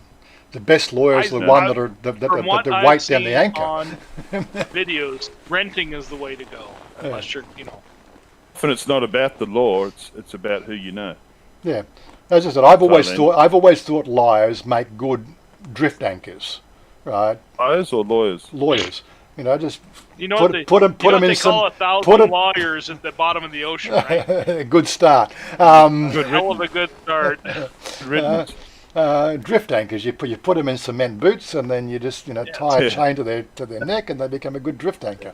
Fuck, That's it. Problem is Swear the Joe, net swear pops off Joe. after about 60 hours, and you got to get yourself a new lawyer. Yeah. Social distancing is a challenge, also, isn't it? Lots of challenges now. It's a new normal, so we've got new challenges. Right. Billy's asking a good question here. Do I reckon buying a condo or renting? Well, this is going to come down to lifestyle. I had always, and I still quite firmly believe, renting in my situation is the best option. Right. I agree. why would I rent? Well, the thing was to give some flexibility, right? And that was the plan, was to come here with Chanya and to be flexible. If we didn't like Bangkok, we might want to go and move to Charm for 2 years. Just pick up and move down to Charm. Then if you got sick and tired of Charm, then let's go and hang out in Kamala for 2 years, and then let's And go it's and relatively cheap too. I mean, it's a bit like food. costs Why eat nothing. out at an expensive restaurant, or why cook at home when you yeah, can well, eat it costs nothing to move a house. Like, they'll move it in a day with all your furniture and put it all together for you for 1,000 baht, and that's moving all your furniture to Sukhothai maybe. It costs nothing to move, right? So you got a lot of 5 years. flex- It's neither yeah. your arse or your elbow. If you're only staying 5 years, you're better off renting. Yeah. Being, Um, because you so- pay the same in rent as you would in mortgage payments, but And you can haven't got all move the whenever hassle. you want to. you've got Yeah. a bug out If you're bag. doing type mortgage payments, you're stuck where you are. If you're renting, it's like 1 month you can decide this Frel Bangkok, I'm going down to Kamala or Pattaya. yeah, yes, right. Or, So, I mean, so what's the Only negative side? 5 years means some honey's got you, and she's got you to buy her a place. I mean, 5 years. If you're to retire for life, then and you've been there a fair amount of time already, then you could start, and you've got a steady partner. Maybe Yeah. Back So then, so renting would be my way, right? But then, of course, why am I proposing to pay a mortgage? Well, it's the other thing. That's the negative side of the rent, right? If you're here forever, it's basically cash out the door. Whereas in a mortgage, it's cash into an asset. I may not own the asset, but it's a real asset. So it's a financial. There's a financial overtone incentive to build an asset base. And if you're not thinking about assets and liabilities in your life and coming to Thailand, then you might as well not come here to start with. You've got to think, although we don't like to think about it, it's something you always got to think about. As opposed to it's renting. an apartment, Yeah, it's a woman, and buy a motorbike. renting an apartment with or without furniture. Again, it's going to come down to the time you're here. I think when Niall comes here and he rents an apartment for 6 months, he buys a rented apartment, a furnished apartment, or rents a furnished apartment. Whereas Airbnbs, again, it's still a form of rent, for a bit more expensive than renting. But again, Airbnbs tend to be furnished apartments. The furnish is not really the best. That's probably the negative side. And finding that before you get here could be a challenge, but it's going to come down to positioning, isn't it? Either you're going to come here and you're going to look for something when you're here, but trying to find something online before you get here whether the furniture in the apartment that you looked at the photos, if that's the same furniture when you get there, it's the Thai way or the highway. That you could be left holding the bag with that one, because that's some of the grey area of living here in Thailand. The main thing is it has a bed. Yeah. I would Then you suggest, can Billy, add a maybe TV. looking at Joe's website, because they're living near the beach. They've got an inexpensive place, and it's Foreigner Joe does a lot of good Yeah. stuff around that sort of stuff, and Yeah. that's the sort of style, because he's always moving around, and he gives a better idea. Like, I don't like people leaving my channel to go and see Joe, but I think Joe and me are pretty good friends. We converse, not regularly, but we converse, reasonably frequently. Sorry, didn't mean to diss you there, Warren. No, I'm just that's saying. right. But he's a good bloke. But he's a travelling Farang. That's it. He's doing that sort of style of life, whereas I'm very much the complete opposite. You're pretty much my set. my world is global, right? When we look at what I do, it's a global connection, and that's my thing. And I've always enjoyed that global reach, that global connect. With my gaming and with other things we do, and there's no borders. There might be borders in China, maybe with the Great Wall of China or the Firewall of China, but I said I don't really have very many Chinese contacts. But as I said, most of the people that I talk to, it's not even in Thailand. I talk to a few of the we go face to face on a Friday, and we can talk to the Farang here in Thailand, living in Thailand. But primarily, the people I talk to are the people living outside Thailand. That's my community, and it just really is. I've grown up in a world where I want to go to the Sahara Desert. There's plenty of videos, there's plenty of photos, there's plenty of information. If you want to know, Cairo, Egypt, Pakistan, it's a click away. My persona, my raison d'etre is just as happy to see a 4K video, or for want of a better word, as it is to be there. I might not smell have the sense of smell or the sense of touch or taste, but I can get all the visual input that satisfies my synapses, if that makes a better word. Good. Yeah, it's good. I mean, I just can't wait to taste the Thai beer. I mean, and again, I got the best of both worlds. But again, the food I like to eat the most is Thai food, and I do enjoy a Thai beer. Don't even get me started on that. It's like I have a hard time finding a good Thai restaurant here in the U.S. We have a Thai kitchen, and they do they do well, but it's like. The big W's just joined. The big W's just landed in the house. Yes, g'day. The big W. The big W. It's like somebody must be in the what is it? The movie with the big W. The big W. It's a movie in the U.S. Is it? Okay, I don't recall it actually. Yeah. Trying to blank. This is horrible. That's a technical one. I think we did talk about that. I was live streaming a few ago. Do you get one? Do you get a girlfriend who's male, or do you get a female one? Well, that's a personal choice. And when we talk about girlfriend, we talk GURL, girlfriend. Get one with tackle or without. It's a personal choice. I don't think it's something that needs to be sort of thought about. It's you are going to have your preferences, and where it goes wrong is everybody else wants to have a comment on it, which I try to avoid those comments. Gladly talk to you, Billy, about that privately and my thoughts on the matter, but it's not a public discussion. It's a discussion between you and me on a private level.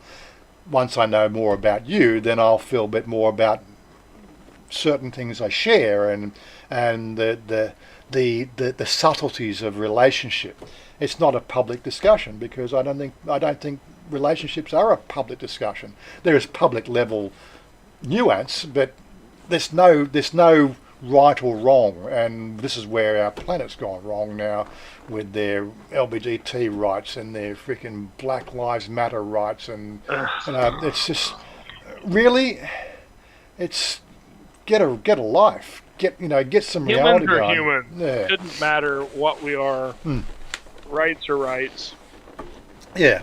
You hit the super chat there, Billy. If you like my answers, hit the super chat. Then I know you're really happy. But yes, it's one of those sort of things. Relationships, I think, should be kept private. Although we have a public life on our YouTube. Actually, Jerry came up with a great idea yesterday, and something I really need to gel in my mind. Which is little 2 or 3 minute segments, just bullshit segments, and maybe not on Facebook, maybe not on YouTube, but maybe to use my Facebook page and actually put 3 minutes. I'm good at bullshit. 3 minutes, 3 minutes in a day, or like I don't want us to use Rob's vernacular, 20 seconds in Thailand, but a 3 minutes. A 3 minute segment, just bullshitting, out in the street. Just grab out the camera or grab out the phone and just make a 3 minute, a 3 minute just on the spot, life moments, stuck at a restaurant, stuck at a cafe, trying to work out, how to pay for that. All these little things that really never make because I try to focus on the 10-minute video. to make it a sort of a 10-minute piece of entertainment. But there's always something that you could just do 2 or 3 minutes of, just on the spur of the moment, and something I really need to think about. I think that has a lot of weight, and I do like the idea. I need a title for it, what do I call it, It may be going on the Facebook page to build up, a Facebook repertoire. And Roy Goyd, and yeah, I said Warren. I said Warren because he super chatted before. Roy Goyd. So I've travelled to over 50 countries. You can't replace being somewhere yourself with the experience, and totally different than seeing vlog. Yeah, look, there is that certain level of in being in the moment. I can never deny that. There's engaging all the 5 senses. But as I said, the engaging in the moment, I find most pleasurable here, just in Thailand. I don't have the real passion to go and check out anything else. It's just, I just like a simple life. That's where I go. What's that, Stephen? My boss said I do not matter. Yeah, well, all lives matter. Yeah, Okay, I get the drift. Yeah, so we're talking about language. Yeah, so language is one of those sort of things. But as I said, with the language material there, I said, if you help yourself to that, you can get enough spattering of the language. Right, and it's something we would talk about doing here on the Discord, off camera, is trying to sort of work out a time when it's appropriate for a few people to get together and practice on each other, but that's the whole idea of the Discord, is at that sort of working community. I think we've done 2 segments in the last 6 months. 6 months, isn't that right, Stephen? We've had 2 language, discussions where we actually practice language. That's what it's just. I get really tired of all that, the touristic language. Where you come from. Yeah. It's really. Sorry, there's got to be a threshold there somewhere. You just get frustrated not being able to, as you say, have a normal conversation. That's not the Thais' fault. Yeah. It seems like both of the Thais and we know that, so we just sort of smile and walk by each other, and that's why it can get a bit lonely in Thailand. That's one of the challenges I found, that every now and then it's just good to, I don't know, go into KFC and meet a person you can talk to. Tirak, where you stay? Come here. Come here. Listen, come. No, now. Say hello, everybody. She's off to work again. She's too high.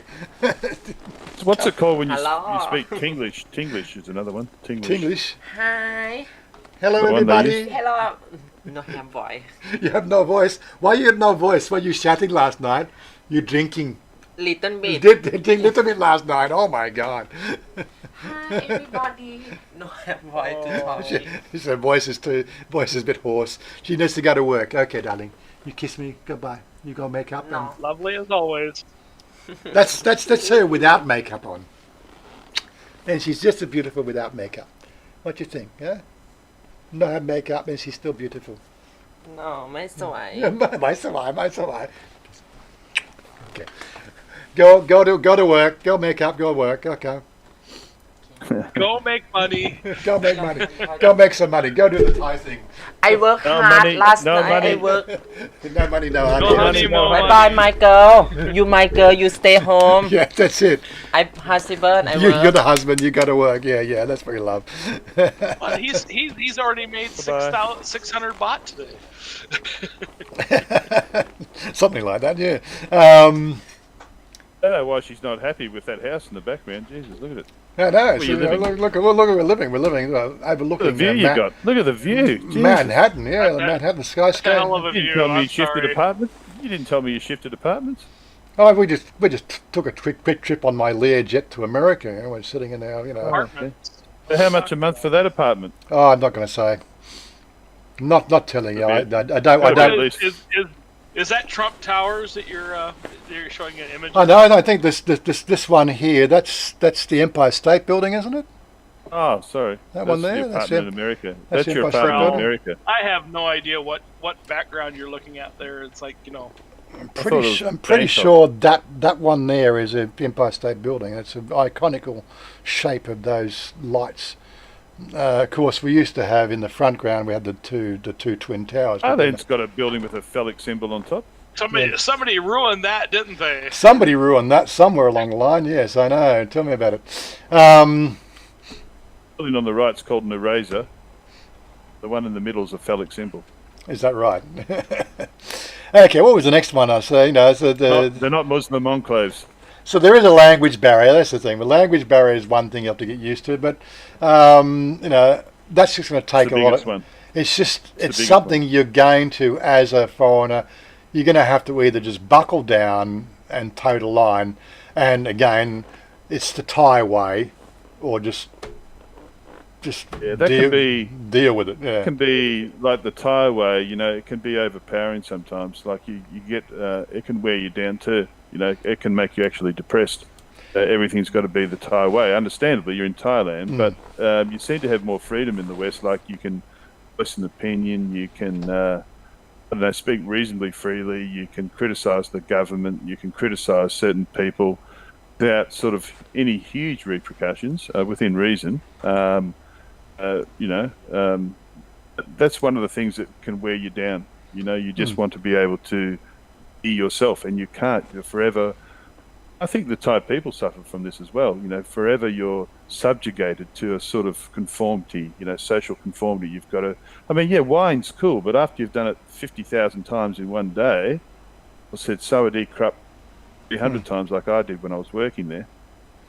It just, oh God, just go away. Stop saying hello to me. And our giant leprechaun has joined the building. G'day, Niall. How you doing? The giant Who's the leprechaun. giant leprechaun? Niall. Well, he's 6'2". Niall. He's 6'2", so Not he's on not. the chat. Where is he?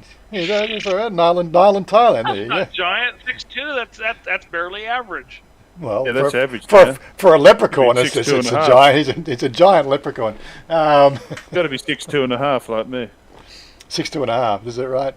Bunch of Okay. The next. The women tell me half an inch makes all the difference. I'm good, buddy. How's life in the Emerald Isle? A lot of rain. We've had a lot of rain here lately, by the way. Yeah. So just the next point I was going to on my list of things was we've done it before. Money, no honey, and the Barflies lifestyle. Right. Let's focus on that as the challenges. Again, you can only keep that not up a for so long. barfly. I am a bar hermit. A bar hermit. Okay. Right. So. Oggy is the bar. Yeah, Warren Thierat. I was thinking of Bangkok, not really focusing on skyscrapers. Love the views of Bangkok. Well, I've been doing views of Bangkok before, but I really needed to get some apartment-style Bangkok views. But I can't find anything in the high res. It's all low res Try and stick with the images. theme next time, will you? So I just go to wallpaper sites and find things that look interesting. Roy Goyd, some people describe the Empire State Building as a giant hypodermic needle. Do they? Well, it looks a bit like one when you think about it. Yeah. Phallic symbol. Is it true for new visa retirement you need health insurance? Yeah. Okay. So this is something that I have been able to clarify in the last 24 hours. There's two styles. So if you come here on a tourist visa or a 30-day exempt, tourist, and then actually apply for the retirement visa here in Thailand, you get what they call a retirement visa. But that retirement visa, I understand, is what they call it's an O-level retirement visa or an O-level extension, right? Because you're not actually getting a visa, you're actually extending your current stay or having it modified, being a tourist visa or business visa or education visa. You're having it changed in Thailand to what they call a retirement extension. You've fulfilled all the requirements and you get a retirement extension.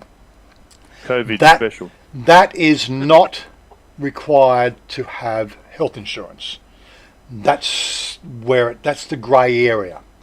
If you are like me and you had the visa issued in a foreign country, that original visa, although it only lasts 12 months, that It's a original non-immigrant B. it's Non-immigrant B. a non-immigrant OA visa. B is for OA. business, so it's an OA visa. That is the visa that requires the health insurance. They will not issue that visa unless, of course, you can show you have a qualifying health insurance, which is one of 11. Now, I've actually got the 11. I think I can throw this up on screen now because I've actually got the information, finally. Let me go to my Facebook page, and I go to my Facebook chat, Messenger, open a new chat. All right, before I do that, I'll just Pardon just me get while I the... open a vein. Where is it? Yes, he did. You sent it to me. Where is it? Where is it? Thailand. How long ago was it? Jerry, you sent it to me yesterday. Jerry, you sent it to me yesterday. Where is it? Why is Sorry, it? but you. Police says I've just got a retirement extension here in Thailand without showing any health insurance. If you apply outside Thailand, you do. Okay, Right. that's That's interesting. what he's saying. Depends on how you apply. Oh, I think you might have sent it to me online. Hold on a second. Would have thought it would have been the opposite. No, I Would think have it. oh yeah, sorry, that makes sense. Yeah, so yeah, it does. Yeah. So Jerry sent it to me yesterday. Well, I can't seem to find it anywhere. Where is it? Not a... I still would have thought if you applied outside Thailand, you'd need health insurance. But anyway, Well, I think if you apply outside, you have to show it, but if you apply inside, you don't, yeah, yeah, okay. because you're already in. And so, my plan is to come in on a retirement, not a retirement, but a tourist visa, and then apply for the retirement once I'm in. They still might want to have a cursory look anyway. I would imagine. But I plan on having the money in. Oh, the sorry. bank, Here it is. all good to go. It wasn't. The It insurance wasn't. the Thais give you, it's useless. I mean, it's just it wouldn't. You know, it's just a formality, really, isn't it? You're paying a really cheap insurance package, Pretty and much. you get. Yeah, it's not worth it. It's not going to cover you for anything pre-existing. Okay, No, so, so here we go. It ends So, up like an extra fee, really. so this is from an agent, though I'm just making some inquiries. So I know it's not bigger because this is Facebook, right? So there is 11. Make it a bit bigger. There's two. That's all I can do. I can only give you the two pictures. So there is 1, 2, 3, 4, 5, 6, 7, 8, 9. So there's 12 agencies that do what they call a policy. Only these 12 policies. Well, let me get out of the freaking screen. Shrink yourself. Shrink myself. Yeah. Okay. Out of the way. Right. So here are Get the a big ass head out of the way. yeah. So this was sent to me yesterday because I made some inquiries because it's a month away before Get I out get of my... the way. Right. So only these policies are accepted in the extension. And this is the grey area as well, because when they extend, if you have the insurance policy issued in a foreign country and then you come and get a re-extension, that extension technically is an O-level, what they call a non-immigrant O extension visa, right? But this is the thing, it's all about the graph and all the way that they're dealing with it, and you just can't argue it. You may go some places and that they won't insist on it, right? But Chung Rotter are being sticklers for this one. So again, every immigration office will do it their own way. These are the policies that are available. Now, Jerry sort of did tell me the fact that he's got a $5 million US coverage health insurance policy in America, covers him for anything and everything here in Thailand. Not accepted. So he went to I think it was LMG, and he got what they call a throwaway policy, right? So it's the 40,000, 400,000 baht coverage that's required, and it's got a 200,000 baht excess, which means you pay the first 200,000 baht of any of that outpatient or whatever the outpatient thing was, which means it's not really a policy. You're going to pay for anything anyway, but the policy costs. Policy. You're But only the policy, 50% covered. but the policy costs about 7,000 baht for 12 months. So that's one of the That's things. what, 230. Well, he'll never, as he said, he'll never use it, right? He will never use that policy because he will use his existing policy to do any That's right. medical dealings. Depending on the level of excess that you're going to apply to your policy, will depend on how useful it is. But these they're legitimate insurance policies. But as I said, in the case of LMG, which is the one he used as an example, he took a 200,000 baht excess on that policy, which meant he only had to fork out 7,000 baht for a 12-month insurance policy. Right? It was all that they required. They get to tick as we say, they get to tick the box. He's got Tick the box. tick the box for the insurance policy. They don't care because they don't look at what the policy is. They just look at the policy. They don't know how much. They just want to see the paperwork, the fact that you have Tick the insurance. insurance policy. Yes. Tick the box. Okay. Right. Okay. The other sort of side of it is, of course, is how does that work with your visa? So now it's confusing. I've actually come across this and other people talking about this as well, which was they've gone in and they've had. Sorry, Warren. All of these places you're mentioning, they're all insurance companies, are they? The on this page here, yeah.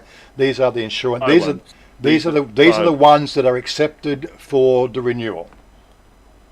Okay. Only these ones. 11. Yeah, What about only. the people going off using Pacific Cross and all that? Not So allowed to. Not allowed to. Pacific Cross is not listed. I don't see Pacific Cross listed. Yeah, Pacific Cross is the seventh one. Is it? Oh, there it is. It's Pacific Cross. There it is. Pacific Health Insurance. Pacific Cross Health. So You got one there. Aetna Yeah. position 1, Pacific Cross at position 7. Okay. So yeah. Supposed to be pretty good. Pacific Yeah. Cross is supposed to be pretty good. Yeah. So that's LMG is one. okay. Yeah. That has been regulated. So if it's not on this list, then it's not accepted. That's the bottom line. And there is a policy. It's a specific policy, right? So And make sure you get the specific policy that is for your retirement extension. So Pacific, that's all they not know. Pacific. Pacific Cross Pacific. does have English-speaking representatives that can Yeah. talk to you. That's true. But they do, and I believe all these do, put a rider on anything that's a pre-existing condition. Of course, the other thing is, where do you get this information from? You cannot go to immigration and get this information. Yeah. This came through an agent who I was discussing, doing getting an agent to do it, because what I get pissed off is I'm going to sit in Chiang Rotorua, for a day, I was looking for an agency to do it, and this girl, I used her for my first my driver's license 4 years ago. She's very good. She speaks really good English, and she's a lovely girl. But as I said, I live in the Bangkok province, right? Bangkok and Bangkok immigration are known to go and visit your place of residence, right? Now, what you're telling me here is the fact that if I go through you as an agency, my place of residence then becomes your office. That's not really legitimate, No chop. right? No chop. But she says, for all the years she's been doing, never once has she had a visitation from immigration to check to check it. That's the thing. It's just that every immigration office is different, right? So if you live in Chonburi, which is where she is, right, it's a completely different story. These are some. Don't upset them. Wherever you are, don't upset them, because they will go out of their way to.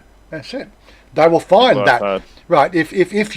If you have that sort of persona that's going to aggravate people, and you've taken her as an agency, right? They're going to drop around. They are specifically going to hold that over you. That's I'm sorry, you've listed your address as this agent, right? You're not living here, so sorry, fine, right? But she does all that. She does a 90-day check-in, and it's all done legitimately through the paperwork process, and that's what she makes money on. That's her But business. imagine you got more success by getting Thais to take care of it. Yeah.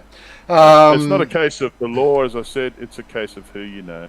Well, that's They just, you know. one of the guys. I may still, give Tom a call in the next few days and say, "Who's the agent you use here in Bangkok?" Because that's the thing. I'm just sick and tired of Chang Rottera. I comply with everything. I just don't want to sort of waste a day in that bloody, And I doubt they even read the policy. I really do. I probably don't. Just look at your name, It's just foreigner. tick the box. Okay, how much money you want to pay? How much you'll pay? Yeah, is it one of the 12 in the list? Yes, it is. Okay. That's it. They don't read the policy. They just want to photocopy it, put it on your file, and away you go.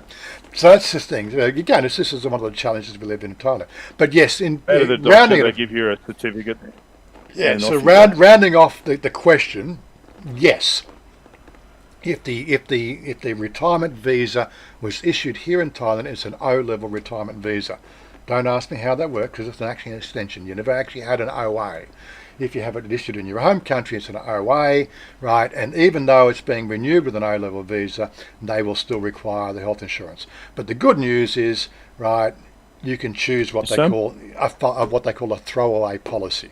Right, depending on the amount of excess that you want to apply, will lower the cost, and it's just throwaway. It's 7,000 in his case, 7,000 baht. I may choose LMG, I may choose Pacific Cross or something, right? But I actually may choose it as a valid insurance policy. I may go for a 50,000 baht excess, right?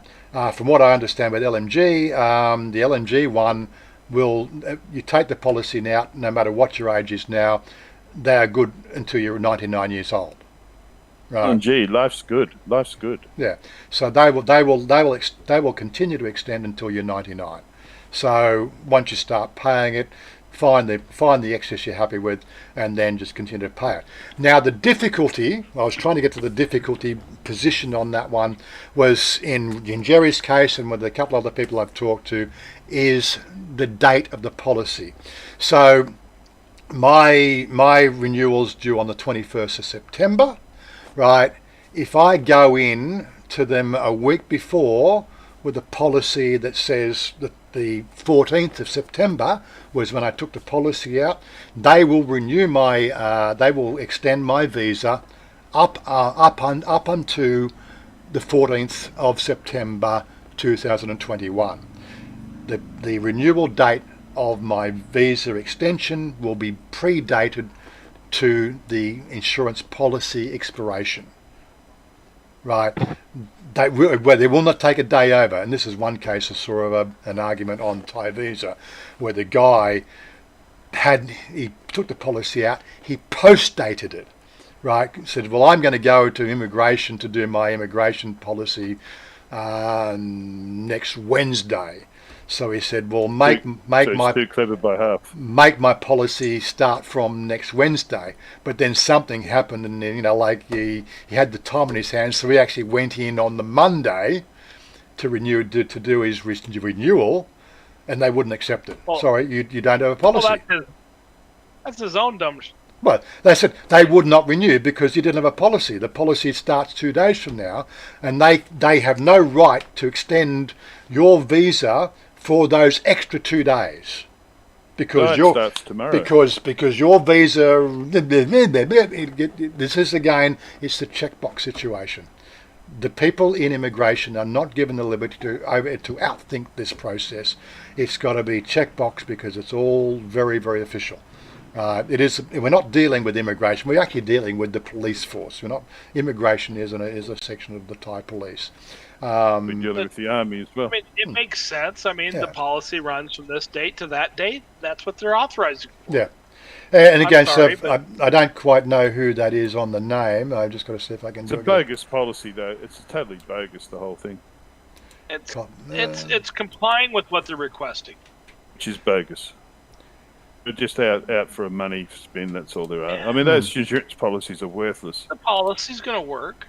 If you need to use the policy, you're going to be Up able to do to it. 10 or 15,000 baht. It's complying with what they're requesting. I It's mean, bogus. It's bogus. well- It's bogus. if you want to stay in Australia, stay in Australia. It's a default argument, yes. Don't like it, leave. If you don't like it, leave. That's Just the default trying to work out opening. his Isan Ban How Western Life. Okay, Isan Ban How. Just trying to read his name there. He just say It's complete fucking bullshit. he That's sort of what says it is. my O non-immigrant visa marriage didn't ask for insurance. Yeah, because an O visa is not required to have health insurance, and being being married and being on an O visa, you are also entitled to take Thai health insurance. For Thai people. So this is something. So this one here will be a stopgap measure, and if I choose to go for the marriage visa when we get married, then I also can choose to take an O-level marriage visa. But from what I've been told from everybody that, all my friends that have got the marriage visa, they tell me don't do it. The paperwork trail for a marriage visa is horrendous. Whereas for a retirement, shows your bank account, fill this TM47 out, health insurance, bang, bang, bang, photocopy everything twice, and you're done. All over and done, bar the shouting. Because the marriage visa is more vexed because you can avoid paying many of the things you have to pay on a retirement visa. And there's too That's many. why they make it harder to do. It's half the Harder money. to And get. it's harder for them to police for what they Which is call why it's harder marriage. to get. Makes Marriage. sense, right? It's the marriage of convenience issues that they're trying to deal with here. Because again, we look at it from a foreigner perspective. We sort of say, well, I'm married to a Thai. But no, don't forget, we're dealing with the Thai, with the Myanmar and the Lao and the Cambodians who cross the border and then want to work in Thailand. Well, I'm married to a Thai, so I can work. Right, sending money back to Laos. See, it's all that. And we fail to realise that that's what these laws are all about. All about the money. It's about the money they're going out of the country, yes. Right? I'm sorry, but everything is about the money. No. That's what The I U.S. said, yeah. is about the money, and the Thai is about the money. It's all It's about the money. But some people just do anything to get that money. Everybody knows that those insurance policies are inadequate and they're just a scam. Everybody knows that, but yeah, you got to do it. So okay, you do it. I mean, to say that they applied it because some people are not paying their bills and they're short, and then generalise that to everybody is absolute BS. Because a lot of people actually did enjoy having a good private insurance policy, and they also recognise that the public system covers many of your ailments anyway, that the doctors are very cheap for the most part. It's only with major things, and you have your private insurance to cover that. This is just a fly in the ointment. It's just a pain in the ass. It's just one of those sort of things. It's one of the challenges we have to deal with in Thailand. It is a challenge indeed. And this is what we're talking about. I thought this is good. But we've had a good crew so far. We've been peaking. I've seen numbers at 47. We might have been peaked at 50. I think this is a topical. We may do these sort of things. We may redo this next week. 46 watching, 31 thumbs up, people. Only 31 God, Thumbs up. bloody slackers. Come on, people. I can't see the Doesn't thumbs cost up. you Oh, there it damn is. thing to put Sorry, I thumbs up. found it. Jesus It's the first Christ. time I've found the thumbs up. There's no thumbs down. Should I give it a thumbs down? Well, you can give it some I'll thumbs give you a thumbs There down. you go. I've given it a thumbs down. Given it a thumbs down. Bastard. But yeah, so if we've got 45 people watching, we should have at least 45 thumbs go. up, or combined thumbs up and thumbs down. Go on, Yeah. just Hit hit that button, If you don't guys. think it's good information, Oh, put look it at a that. thumbs down, but give it a thumb. Either And I need to buy, I really want to buy, honestly guys, I would love to buy the Sony Handycam. Mate, that is such a sweet piece of equipment. It's I heard 40. Sony's pretty good. It's 45,000 baht, right? But I can't buy that until at least I get 45,000 baht in donations. Until you sell your motorbike. Until I sell my motorcycle, that's not going to happen. Oh, if he sells his motorbike, at least Super buy the chat. ZR25. To hell with that. What's going on with your motorbike? That's another challenge. Are you gonna buy that Green Hornet or what? No, the Green Hornet. He just it's- bought it's- new handlebars I bought new for the handlebars. existing bike. Yeah, I just got new handlebars coming. It's like go to the dealer and see what you can do about stepping up into that ZR25. Well, let's put it this way. See, that maybe what'll happen, we'll get the home loan, and then Shanya's got an asset. Then she can get a motorcycle loan. She can buy the ZR25. Well, yeah, and, we'll sell go. sell the Honda, and then we get two Kawasaki. We're two some Kawasaki house. Yeah. Traded in on an elite visa. You're right. Yeah. Oh, that. Mr. Mitch, I don't think I agree with Warren, and the elite visa. All it is a. It's just a. Until you say that I symbol. have an elite visa. It's elitist. That's what it is. Yes. Boston over wants me to buy his Harley. Oh yeah, well, if you can get it over here and at a decent price, maybe I would. But yeah, it's not going to happen. Harley. Not going to Can't happen. afford a Harley, buy a Harley. The only way you can afford a Harley is if you've got a personal relationship with a Harley mechanic. Harley. For all Harleys. For all Harley, yes. But as I said, the list, we were going to go on, let's try to stick to the list of the points, which I've now lost on my screen. Oh, there we go. I was trying to bring up the no money, no honey and the Barflies, which sort of comes under the same banner. We did specifically do a live stream a few weeks ago, which got a lot of good views, and people sort of pretty much in agreement. Yeah, money makes the world go round, and of course the no money, no honey is such about the money. It is. It really is all about the money here in Thailand. But again, in defence, it's pretty much everywhere you go. It's all about the money. I had a long conversation. More overt. Thailand. Yeah, I had a 3-hour conversation with Sonny on Thursday night, and he was really on my case. He says, "Warren, you stop giving away all this information for free, right? This is valuable information, That sounds like Sonny. Yes, it does. So Yeah. I count Sonny as I count Sonny as one of my really good friends now. Like he's a gamer. We have regular conversations. He is the funniest character, really is.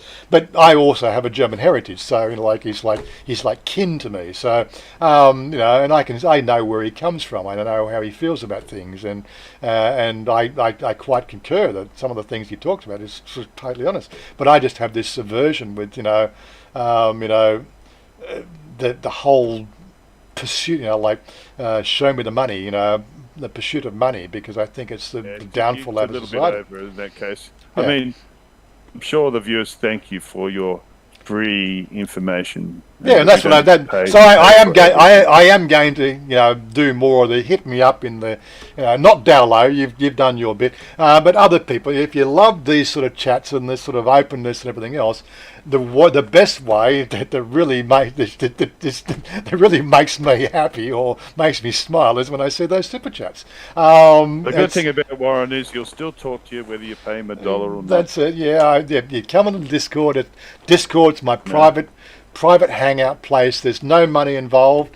You can always become a private member to talk to him. You can nitro your account on Disco and give me more nitro in my Discord channel to allow more things to happen, but that's another thing altogether. I don't want to go into the nitro. Basically, you're paying them, not me. You're paying them to give a nitro boost to my channel on Discord. But as I said, I don't really need it now. We've only got 130 people in the channel.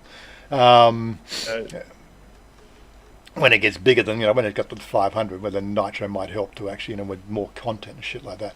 But Warren gives a lot of free information away on Discord, gives a lot of free information away on YouTube, and I think that's part of the allure of your channel. Perhaps you could, you deserve a bit more in super chats and maybe that kind of thing, because you do put in a lot of work. It's visible there for everybody to see. At the same time, I'm not going to do an Archie Luxury. I'm not going to do an Archie Luxury. or I shouldn't have to be a member of your cult before I can talk to you, or pay money to. Are you a member? Oh well, I'm not even going to answer your question. So I think that's the allure of your channel. I don't think that's it. You have to make $1 off every whimper. Yeah, that's the thing. That's what I've always tried to focus on over this. It's basically, it's what you feel is within your budget and your association, and how much value it adds to you, right? to me, it's like I will try to leverage every cent from these multinationals I can, but from a personal level, I don't want to leverage anything from a personal level, from user to, or from a person to person, friend to friend. Yes, we have our Patreons, and like Jerus was saying, like you need to do more Patreon specific videos to build your Patreon up. And I'm going, but I've asked my Patreons, what do you want me to make videos about? Like I just make videos. Should I make what? If you want a special video, I'll make a special video. Tell me what you make a special video about. I'll quite happily make a special video. Your channel, Warren, you're not setting yourself up as an expert. You qualify what you say. No, I'm just setting yourself up an expert to use that as leverage just to make money. Yeah. I think that's the really unattractive things of other vloggers. Is that everything is about the money, and if it's everything, people can see right through that. So they think, oh well, I can't even ask a question. I can't talk to you because this guy just wants my money. But he'll talk to me if I'm a member or I'm a Patreon. Stuff that. Just be yourself. Continue to be yourself. Be myself. I've been anti-establishment for most of my life. I am a high school dropout. Right, I have gotten, apart from a trade certificate as a fitter and turner, right, that's the only certification I've had in my life, right. They should charge you. I do have an A-level matriculation from Scotland. Right. You can have your money refunded. But it seems to be only worth something in Scotland for some reason, Australia didn't freaking want to know anything about it, but that's another story altogether. Again, this is when I just said the system's stuffed, the system's totally screwed up. But yeah, I'm a high salary earner for most of my life. Run my own business. Right, I'm one of these guys that went to the University of Hard Knocks. Everything I know is based on my experience of doing it wrong, I'm not a drip under pressure. Drip under pressure expert. Okay, right. And I think that it's, in some sense, it's more relatable. I'm just like everybody else here. I don't ever want to feel that I'm above anybody. And important, and that the bottom line is we shouldn't have to pay you. Again, I'll reiterate that we should have to pay you for the advice that you give. If you feel like like part of the reward for you is people come on your channel, they make comments, they share. Yes, money's good, but I just don't think that should be the priority for everything you do. Yeah. And that's the way it'll be. I'll try to leverage money out of the multinationals steal from them. Ask them for money. I'll steal from them, but you guys there, it's always going to be the way we've built the channel and we've built the association, and which is why some people became so unpopular, because people read through that shit and they say, well, listen, we appreciate your advice, but we don't think you're the font of all knowledge. We don't think you're an untouchable expert. I mean, nobody's an expert in Thailand. Because if anybody can tell you, for example... And again, I'm pretty sure some of those channels there probably diss me because of it, because it puts them in a bad light. And well... They set themselves up as experts, but they're not. Yeah, Even if they give advice on the visa situation, that can change day to day in Thailand. Yeah. If it feels it puts them in a bad light, then maybe they need to readjust their strategy. If anything, if it can make you look like a bad light, then... I lived in Thailand and worked there for 5 years, and I felt I knew less than when I arrived. Yeah. It's more bloody confused, to be honest. Everything you think you know about Thailand can be turned upside down in an instant, and you don't know everything about Thailand sitting in a bar pulling your pudding. Yep. Ex-Nilo, how you doing? Good to see you drop in. Corvette is a classic, Detroit Steel midlife crisis machine. Midlife crisis. Is it? Midlife crisis machine. Corvettes, yeah, well, it's one of those classic cars that I would have liked to have, but they didn't really make them. They were imported to Australia.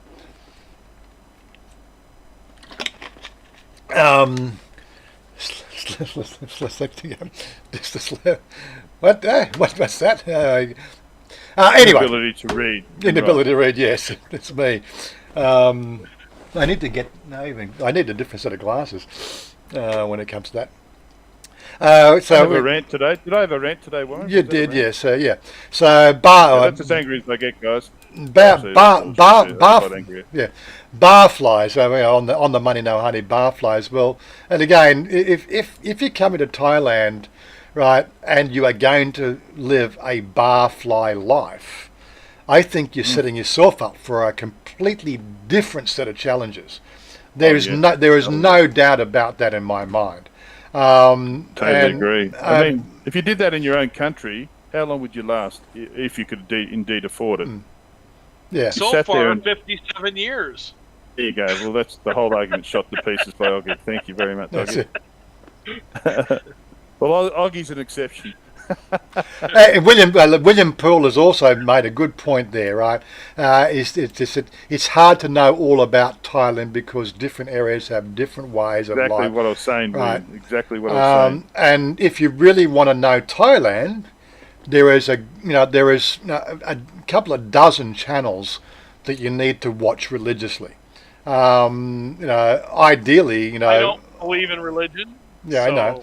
If you want to know about living Thailand as a foreigner, living a Thai life in low to middle class suburbia, right? Then I suppose you can call me an expert. I pretty much know it all around our area and what goes on, and where to go and how to do this and how to do that. But again, if you're going to leave suburbia for a different life, and you can afford, in Dowlow's case, an $8,000 a month Aussie lifestyle, mate, you could live in central Bangkok. You could live on a 10 rai estate with 5-bedroom house. You could live like Mayor Groves down in Chaham. He's an exception. There's nobody like him. Nobody can live like that. I'm sorry. That's the My sort of God, lifestyle that you're place going to is have. awesome. Yeah, but that's the sort of well. lifestyle you can have, and it does come down. If you're not a barfly, you can have that Mayor Groves lifestyle. Yeah. The amount of money I'd save by not drinking, I could probably afford it. I was lucky. I Hashtag. got shared. Every beer I bought, I got a share in the company, so I was lucky. Exelo, Ringing the bell, I can- Exelo's done it. there's- He's there's hashtag. extra room. He's hashtagged it. Hashtag hard knock barfly life. There you go. Bossa Nova, thanks very much. Swaddy Carp, nice couple of marker. I'm a It's always doing. multinational. You can't fool me. Thanks, Bossa Nova. But yeah, some people work hard. Yeah, yes, some people do work hard. Oggy works from a bar. I like that one, Stephen. Yes. I only classic believe in buff. hardly working. To hell with working hard. Do you mean, what kind of stools are you talking about, Dello? Classic barfly line. Can I push your stool in? Ew, yuck. Yeah, that's what the doctor asked Stephen on his last visit. Oh, we're Push my not stool in, going but to just go don't give it to me there. up the arse. Just don't give it to me up the arse. You can push my stool in there. Yeah, not going to go there. That one's that is a bit below the belt, Darlo. I remember the Yes, photo. it is below the belt. It's actually it's supposedly what a barfly would ask a ladyboy at a bar. Oh, no. And I thought it was just Sorry. a common San Francisco pickup. No, it's a pickup line at a ladyboy bar. It's my fault for joking about it. Yeah. But yes, but if you are going to choose a barfly lifestyle here, in places like Pattaya or even central Bangkok, or any of the resort towns, I think Make sure you haven't got a zipper on your pants. I think you are going to set yourself up for a whole set of challenges that I am not even qualified to answer. Disagree, Warren. I think sitting in a bar's got total virtue. And that's why it's important to visit more than one channel. Yeah, you're going to have more In one channels. bar. That's it. And visit more than one bar. Yeah. Warren is an expert on what he's Computers. an expert on. But if Computers. You wanna Computers. That's visit it. Yeah. Bar pliers, then you go see for somebody else's channel. Like I took, I think- yesterday afternoon, like after the meetup yesterday, Dave just said to me, he says, "Look, my phone's crap, and I need a new phone. you got time? You want to go and spend some time with me and go shopping for a new phone? So he's walked out with a new Oppo, all set up and ready to go. You know, and again, I said to him when he finished, I said, tip the guy, don't tip me. tip the guy that actually works here. Don't tip me. I don't want your money. He said, we're friends. Tell him, tip the guy. Tell him to be good to his mother. Well, look now. So we're there because we had a few challenges transferring his Google accounts across to the new phone because for some reason he uses the same password manager as me, and he's used what they call alphanumeric plus special characters in his password phrases. You never do that with your Google password because sometimes you may actually have to type in that password. And he had one character in his password in his what they call it, password library for his Google account, which we could not even work out what key it was on the keyboard, right? Because it's one of those special characters. So he couldn't type his Google password in to his Google account, right? So then he's trying to, first he had to try to unlock his password manager, which was LastPass, right? Which then wants to send the email to his Google email account. Get the idea? So he had a cross. He needed two passwords. LastPass wanted to send him an email to verify the new device that he's looking up the passwords on, so he can fill in the password blanks. Oh my God! No, he wants to send me a friggin' text message. It's like we're gonna send you a text message to this verified email or a verified phone number. So a little trick: if you are going to use a password manager, right? Your Google account should only use alphanumeric, upper and lower case, right? Because you may have to at some stage type that in manually. It might be 16 characters long. Or the common extensions, ampersand. No, well that's the thing. I think LastPass, you either add those characters as a third option in the password complexity. And you don't really... You just use and instead of the ampersand and small letters instead of the lowercase. Well, but when you're using LastPass, right, your LastPass password should always be a pass phrase, right? Something that you can remember to say, or, I don't know. I'm not going to teach anybody today password policy, but LastPass, that's the only password I know. I only have one password. Include the number 69 in it. No, it doesn't actually. So the only password I know off the top of my head is my LastPass password. Did we let a pig in the door? Where's the pigs? I don't know. Just checking to see if there's got some sort of pig just wandered in the bedroom here. God almighty! It wasn't a pig. It was Steven, and I'm gonna join him in version. Oh God! But yeah, so you may get challenged. So make sure that you got a passphrase or something that you remember for your LastPass that you can type easily. Like my mother's first name was Betty or something like that. Don't use the Cyrillic R. Something easy to remember. But it's the only password you need to know. You need to know one password for LastPass, which is your password manager, and that password. Really? Is that Russian or Indian? What? Sure. Cyrillic. Yeah. But yeah, and then Google's password should always be just plain alphanumeric, because that's where you're going to want to probably receive your email to transfer you across. You get the idea. Little things like these are the sort of things. That's a 3-minute video. Really, it is a 3-minute video. Tidbits. I just don't know what to call this shit. Back to tits again. I just don't know what I want to give it a brand. I want to brand the whole. I kept on coming. I keep on keeping. I did come up with Wazza's workshop, but the thing is, it doesn't really cover everything.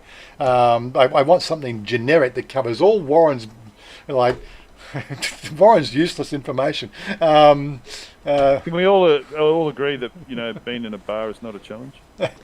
Being in a bar is not a challenge. Being in a bar is not a challenge as long as you have the money to pay your bill.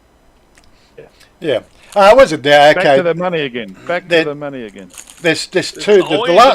It's all about the money. Come on. The last two things I got on my list was was administration Good, a happy ending. Yeah, so the conservative administration and two-tier pricing. I mean, we have two-tier pricing here in the U.S. I mean, if you're a foreigner visiting, the price is different than There's a if password. if you're a local. Is there two-tier pricing for a happy ending? No, We don't have happy endings in the U.S. let me type in this one here. You're going to love this password. Okay. I said, Well, you're foreigner. You pay double for happy ending.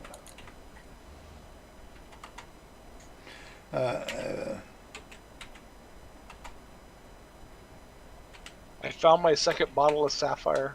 I'm so happy. Is that vodka? where is it? Gin. Where's the Distilled London Dry Gin. Where's the key for We love square root? we Where's love the an old square- gin in Australia. I don't know the key for square root, but that's supposed to be square root. Square Square root. root? Yeah. Back to the So bars again. it's a, To the I'm bars not- again. so- You can't get away I from the use the bar. ampersand. That's as far as I go. To hell with everything else. So that one there, I said, Ampersand. it's supposed to be sort of, are you over 18 before I root you? Where's the Are root? you But I don't know. Where's the? I thought there was a 18 key for before square I root. You. Where's the square root? Yeah, there is a square. I'm sure there's. Before I divide you. No, it's supposed to be square root. I can't find the square root on the keyboard. It's it was- over. Where's over? Are you over 18 before I root you? there's a password for you. Right? Yeah. Mute you. Mute you. Mute you. Mute you. Yeah. 68 no, 68 no. You won. Yeah. But yes. Getting back to the challenges of Thailand. Yeah, William. You got to go? Okay, well, thanks for joining in, William. It's good to have you along anyway. Yes, Yes, how can you have a happy ending in the US? They have Trump. Ooh, back to politics. oh, there we go. But I want to try to avoid the political discussion, but we do live in a country here which is predominantly conservative. And this is That's right, something... 'cause Trump avoided the political discussion. You just made it up. Yeah.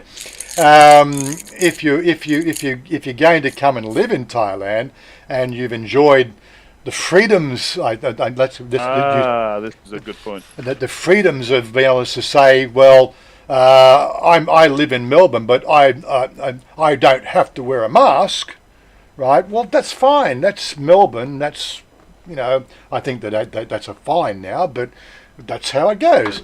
Yeah, now it's a huge fine, and they've got Right. lots of restrictions. But if you're going to come to Thailand, right, and I believe there is a fine, but I don't think it's ever been applied. There is a law, right? There we have a set of laws and a set of we have a set of laws here in Thailand, which is pretty much very similar in most respects to the laws we have in Australia. The only difference we have is the fact that they're just not applied, unless of course there's a necessity to apply them. Like look at this, the Red Bull, with the kid, the Red Bull's son, was it 2 or 3 weeks ago, they announced the fact that they're going to drop the last remaining case against, remaining case against him. He's now free to come back to the country. And then that caused such a public outcry that, oh my God, no. The conservative angle of Thailand just said, we're not going to have that. That means you're creating in 2 laws, a law for the rich and a law for everybody else, which is how it works here. But you can't say that. You can't make that publicly known, the fact that you've got a 2-tier pricing system, even when it comes to Thais. If you're a Thai and you have the third biggest bankroll in Thailand, your son can't get away with murder. That was what they were basically saying. The conservative angle did win out, and they've rebooked him. They've rebooked him. They've also added 2 more charges. One was driving under the influence of drugs, because they've actually had it professionally adjudicated the fact professionally adjudicated the fact that cocaine is not administered under any dental practice, right? And if it was, it is against the law. Right, so You got to understand. There is certain freedoms we have in Australia, right, and America specifically, where every state is different. But here, you're going to have to buckle down, and there is a conservative level, right? It's It's conservative in a way that would be more described as, don't make an arsehole of yourself. Don't become somebody that's in somebody's face. Don't get in somebody's face. Don't get in somebody's space.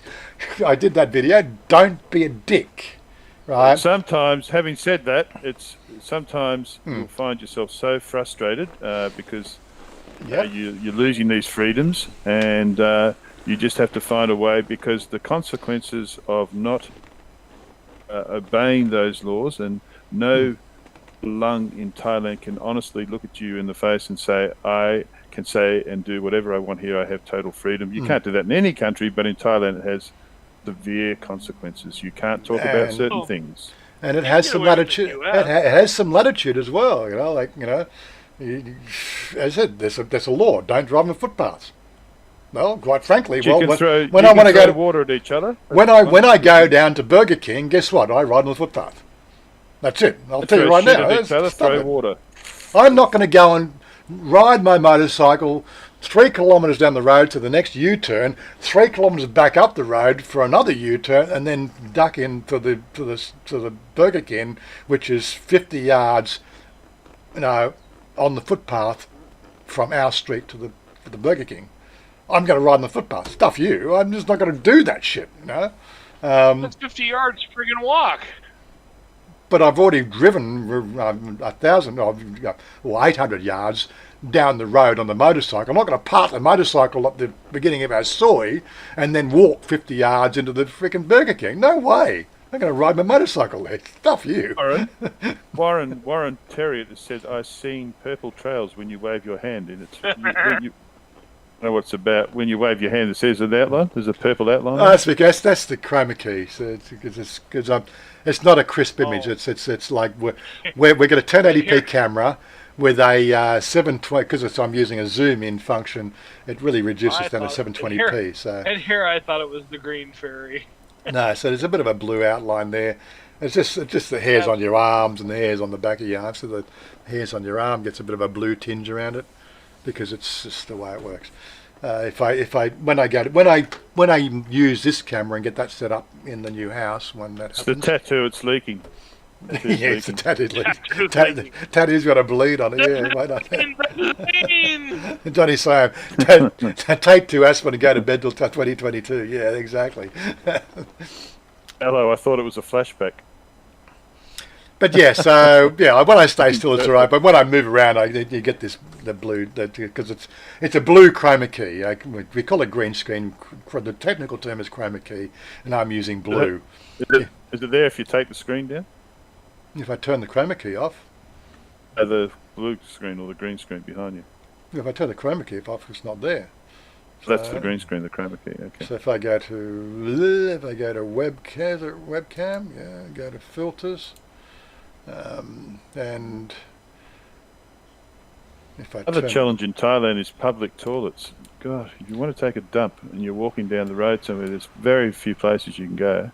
So that's without the chroma key. So it's just a blue backdrop. So now it's at 100. Oh, there you go.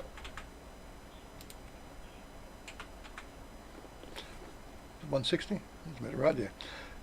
Yes, that's how chroma key works. Yeah, it's gone. You put curtains on the window, that's good.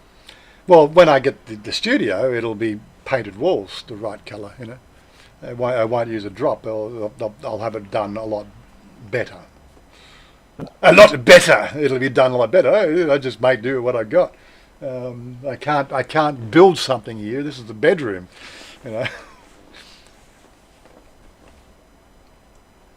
Check the back. Check the back. Sorry, maybe those are mushrooms. Anyway, look, I'm just that's we are getting up to the 3 hour mark. I think 3 hours is probably long enough for any stream. No wonder we're seeing purple. That's it. And my left eye is like it's on mushrooms ever since I had the cataract off. That's not good news, but hopefully that's all been working better for you now that you've had your cataracts removed. Don't like anybody having ill health at all. But anyway, look, so yeah, that was a challenge I wanted to bring up, which was the like the conservative nature of Thailand. It really comes down to, again, don't be a dick, don't be an arsehole, That's why sometimes it helps not to speak the language, because you don't get into those topics that are taboo. Don't bring attention to yourself, and things will just get along so much easier here living in Thailand. And of course, the last one, the one that's the blogger's got himself over hot water on, because that was his latest rant, which is the two-tier pricing. It's Thailand. I never worried about two-tier pricing as much as I worry about just all these to totally integrate into Thai society. I found it, a little bit hard after a while just to have to do certain things all the time, whether it was just greeting or not being able to do this and not being able to do that. That affected me quite a bit. Mm-hmm. Two-tier pricing didn't seem to worry me. Well, I'm annoyed that it's allowed to persist, because it creates this sort of this negativity in an international climate, right?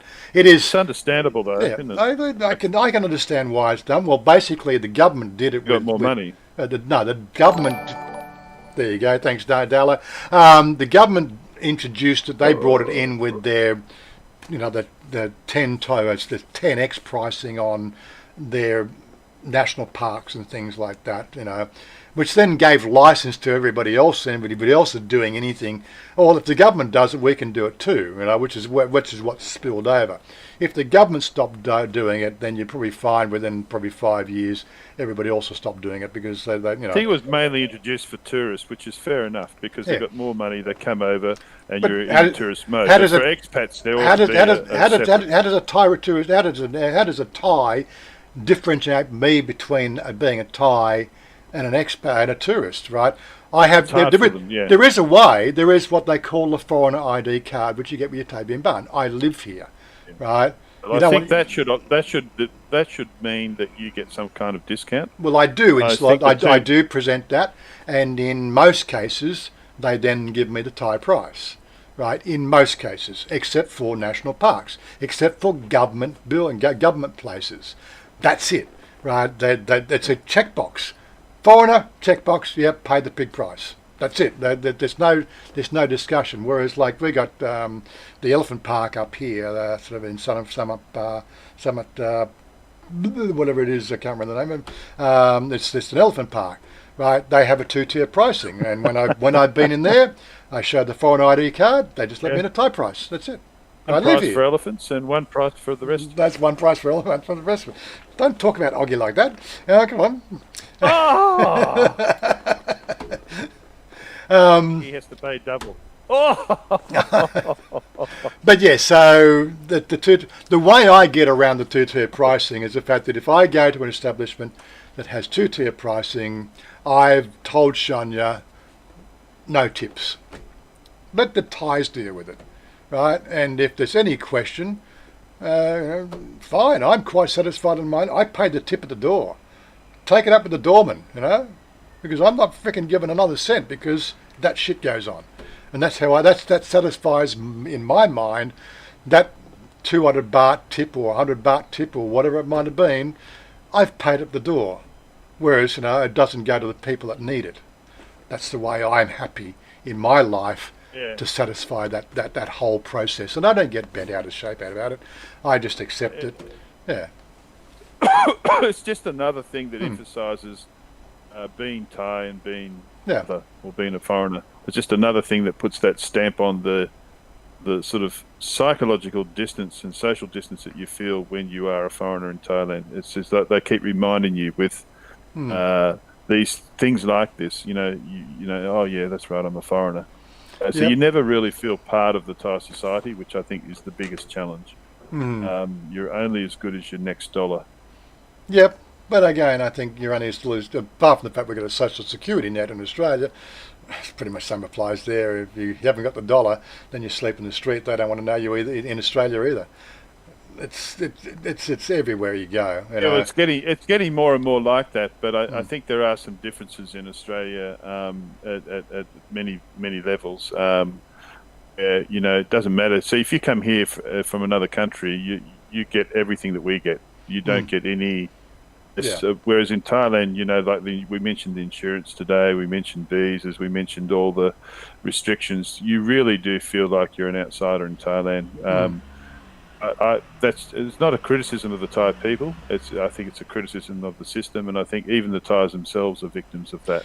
But again, I would also, in defence of that sort of, I'd also say if Papua New Guinea and Indonesia were directly land connected with Australia, and same with New Zealand and Fiji, I think we'd be probably eaten. We'd be eaten by now. Apart from the fact that we'd be eaten by the New Guinea people, but It's racist. You can't say that. you can't say that. No. Say that. But yeah, so if we had that sort of shared border situation, I think it'd be a nightmare. we would have similar situations, right? You might we be right we, there. we I would think, have yeah. similar rules, right? We see it in America. America has, USA has to deal with it with the Mexicans. I don't think they have to deal with it so much with the Canadians. I think they welcome the Canadian dollar, but they don't see that the point of the lower I think the class issue's different in Mexicans. come from. Thailand.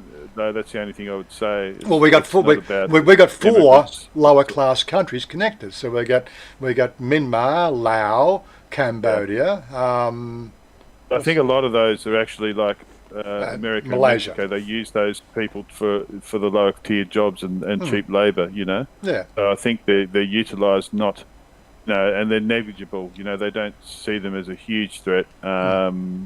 Just wondering, but in terms of the Falun, the tourists, the Caucasians, the people come from outside, it's not so much an immigration threat. It is in part, but it's more them just saying, okay, you're here and we want your money, and if you're not able to reach people in, poor people out, I think it's more of a back to the money. So what is about the money? They're talking about naturalizing 10 million Oh God! illegal immigrants in the U.S. It's like, I'm sorry, but that's 10 million. That's 10 million more people paying taxes. Yeah, as long as it's that side of Thailand's it. a small With country. the What, they current, got with 70 the current million. Social Security situation, that's really needed because we've got so many people that are moving into retirement age that we need that money coming in. Yep. And we don't have a social security net here in Thailand. So that's the other side of it. So, Right. well, there is one, but you really wouldn't call it security. That's the bottom line. What is it? Couple thousand baht a month or something like that. It seems like it's like enough for a large bag of rice or something. Anyway, Probably we're wrapping it up Social now. Security for people in the elite in Thailand, but it's not for the general Thai. Wrapping it up now. Thanks, guys, for joining it. There's the music. They hear the music, but Give the song, get off. where the song is playing, it's all right. Show your support. Don't forget to follow us on, all that sort of stuff. Here's some videos to watch. Thanks, everyone. And we'll catch up with you later, people.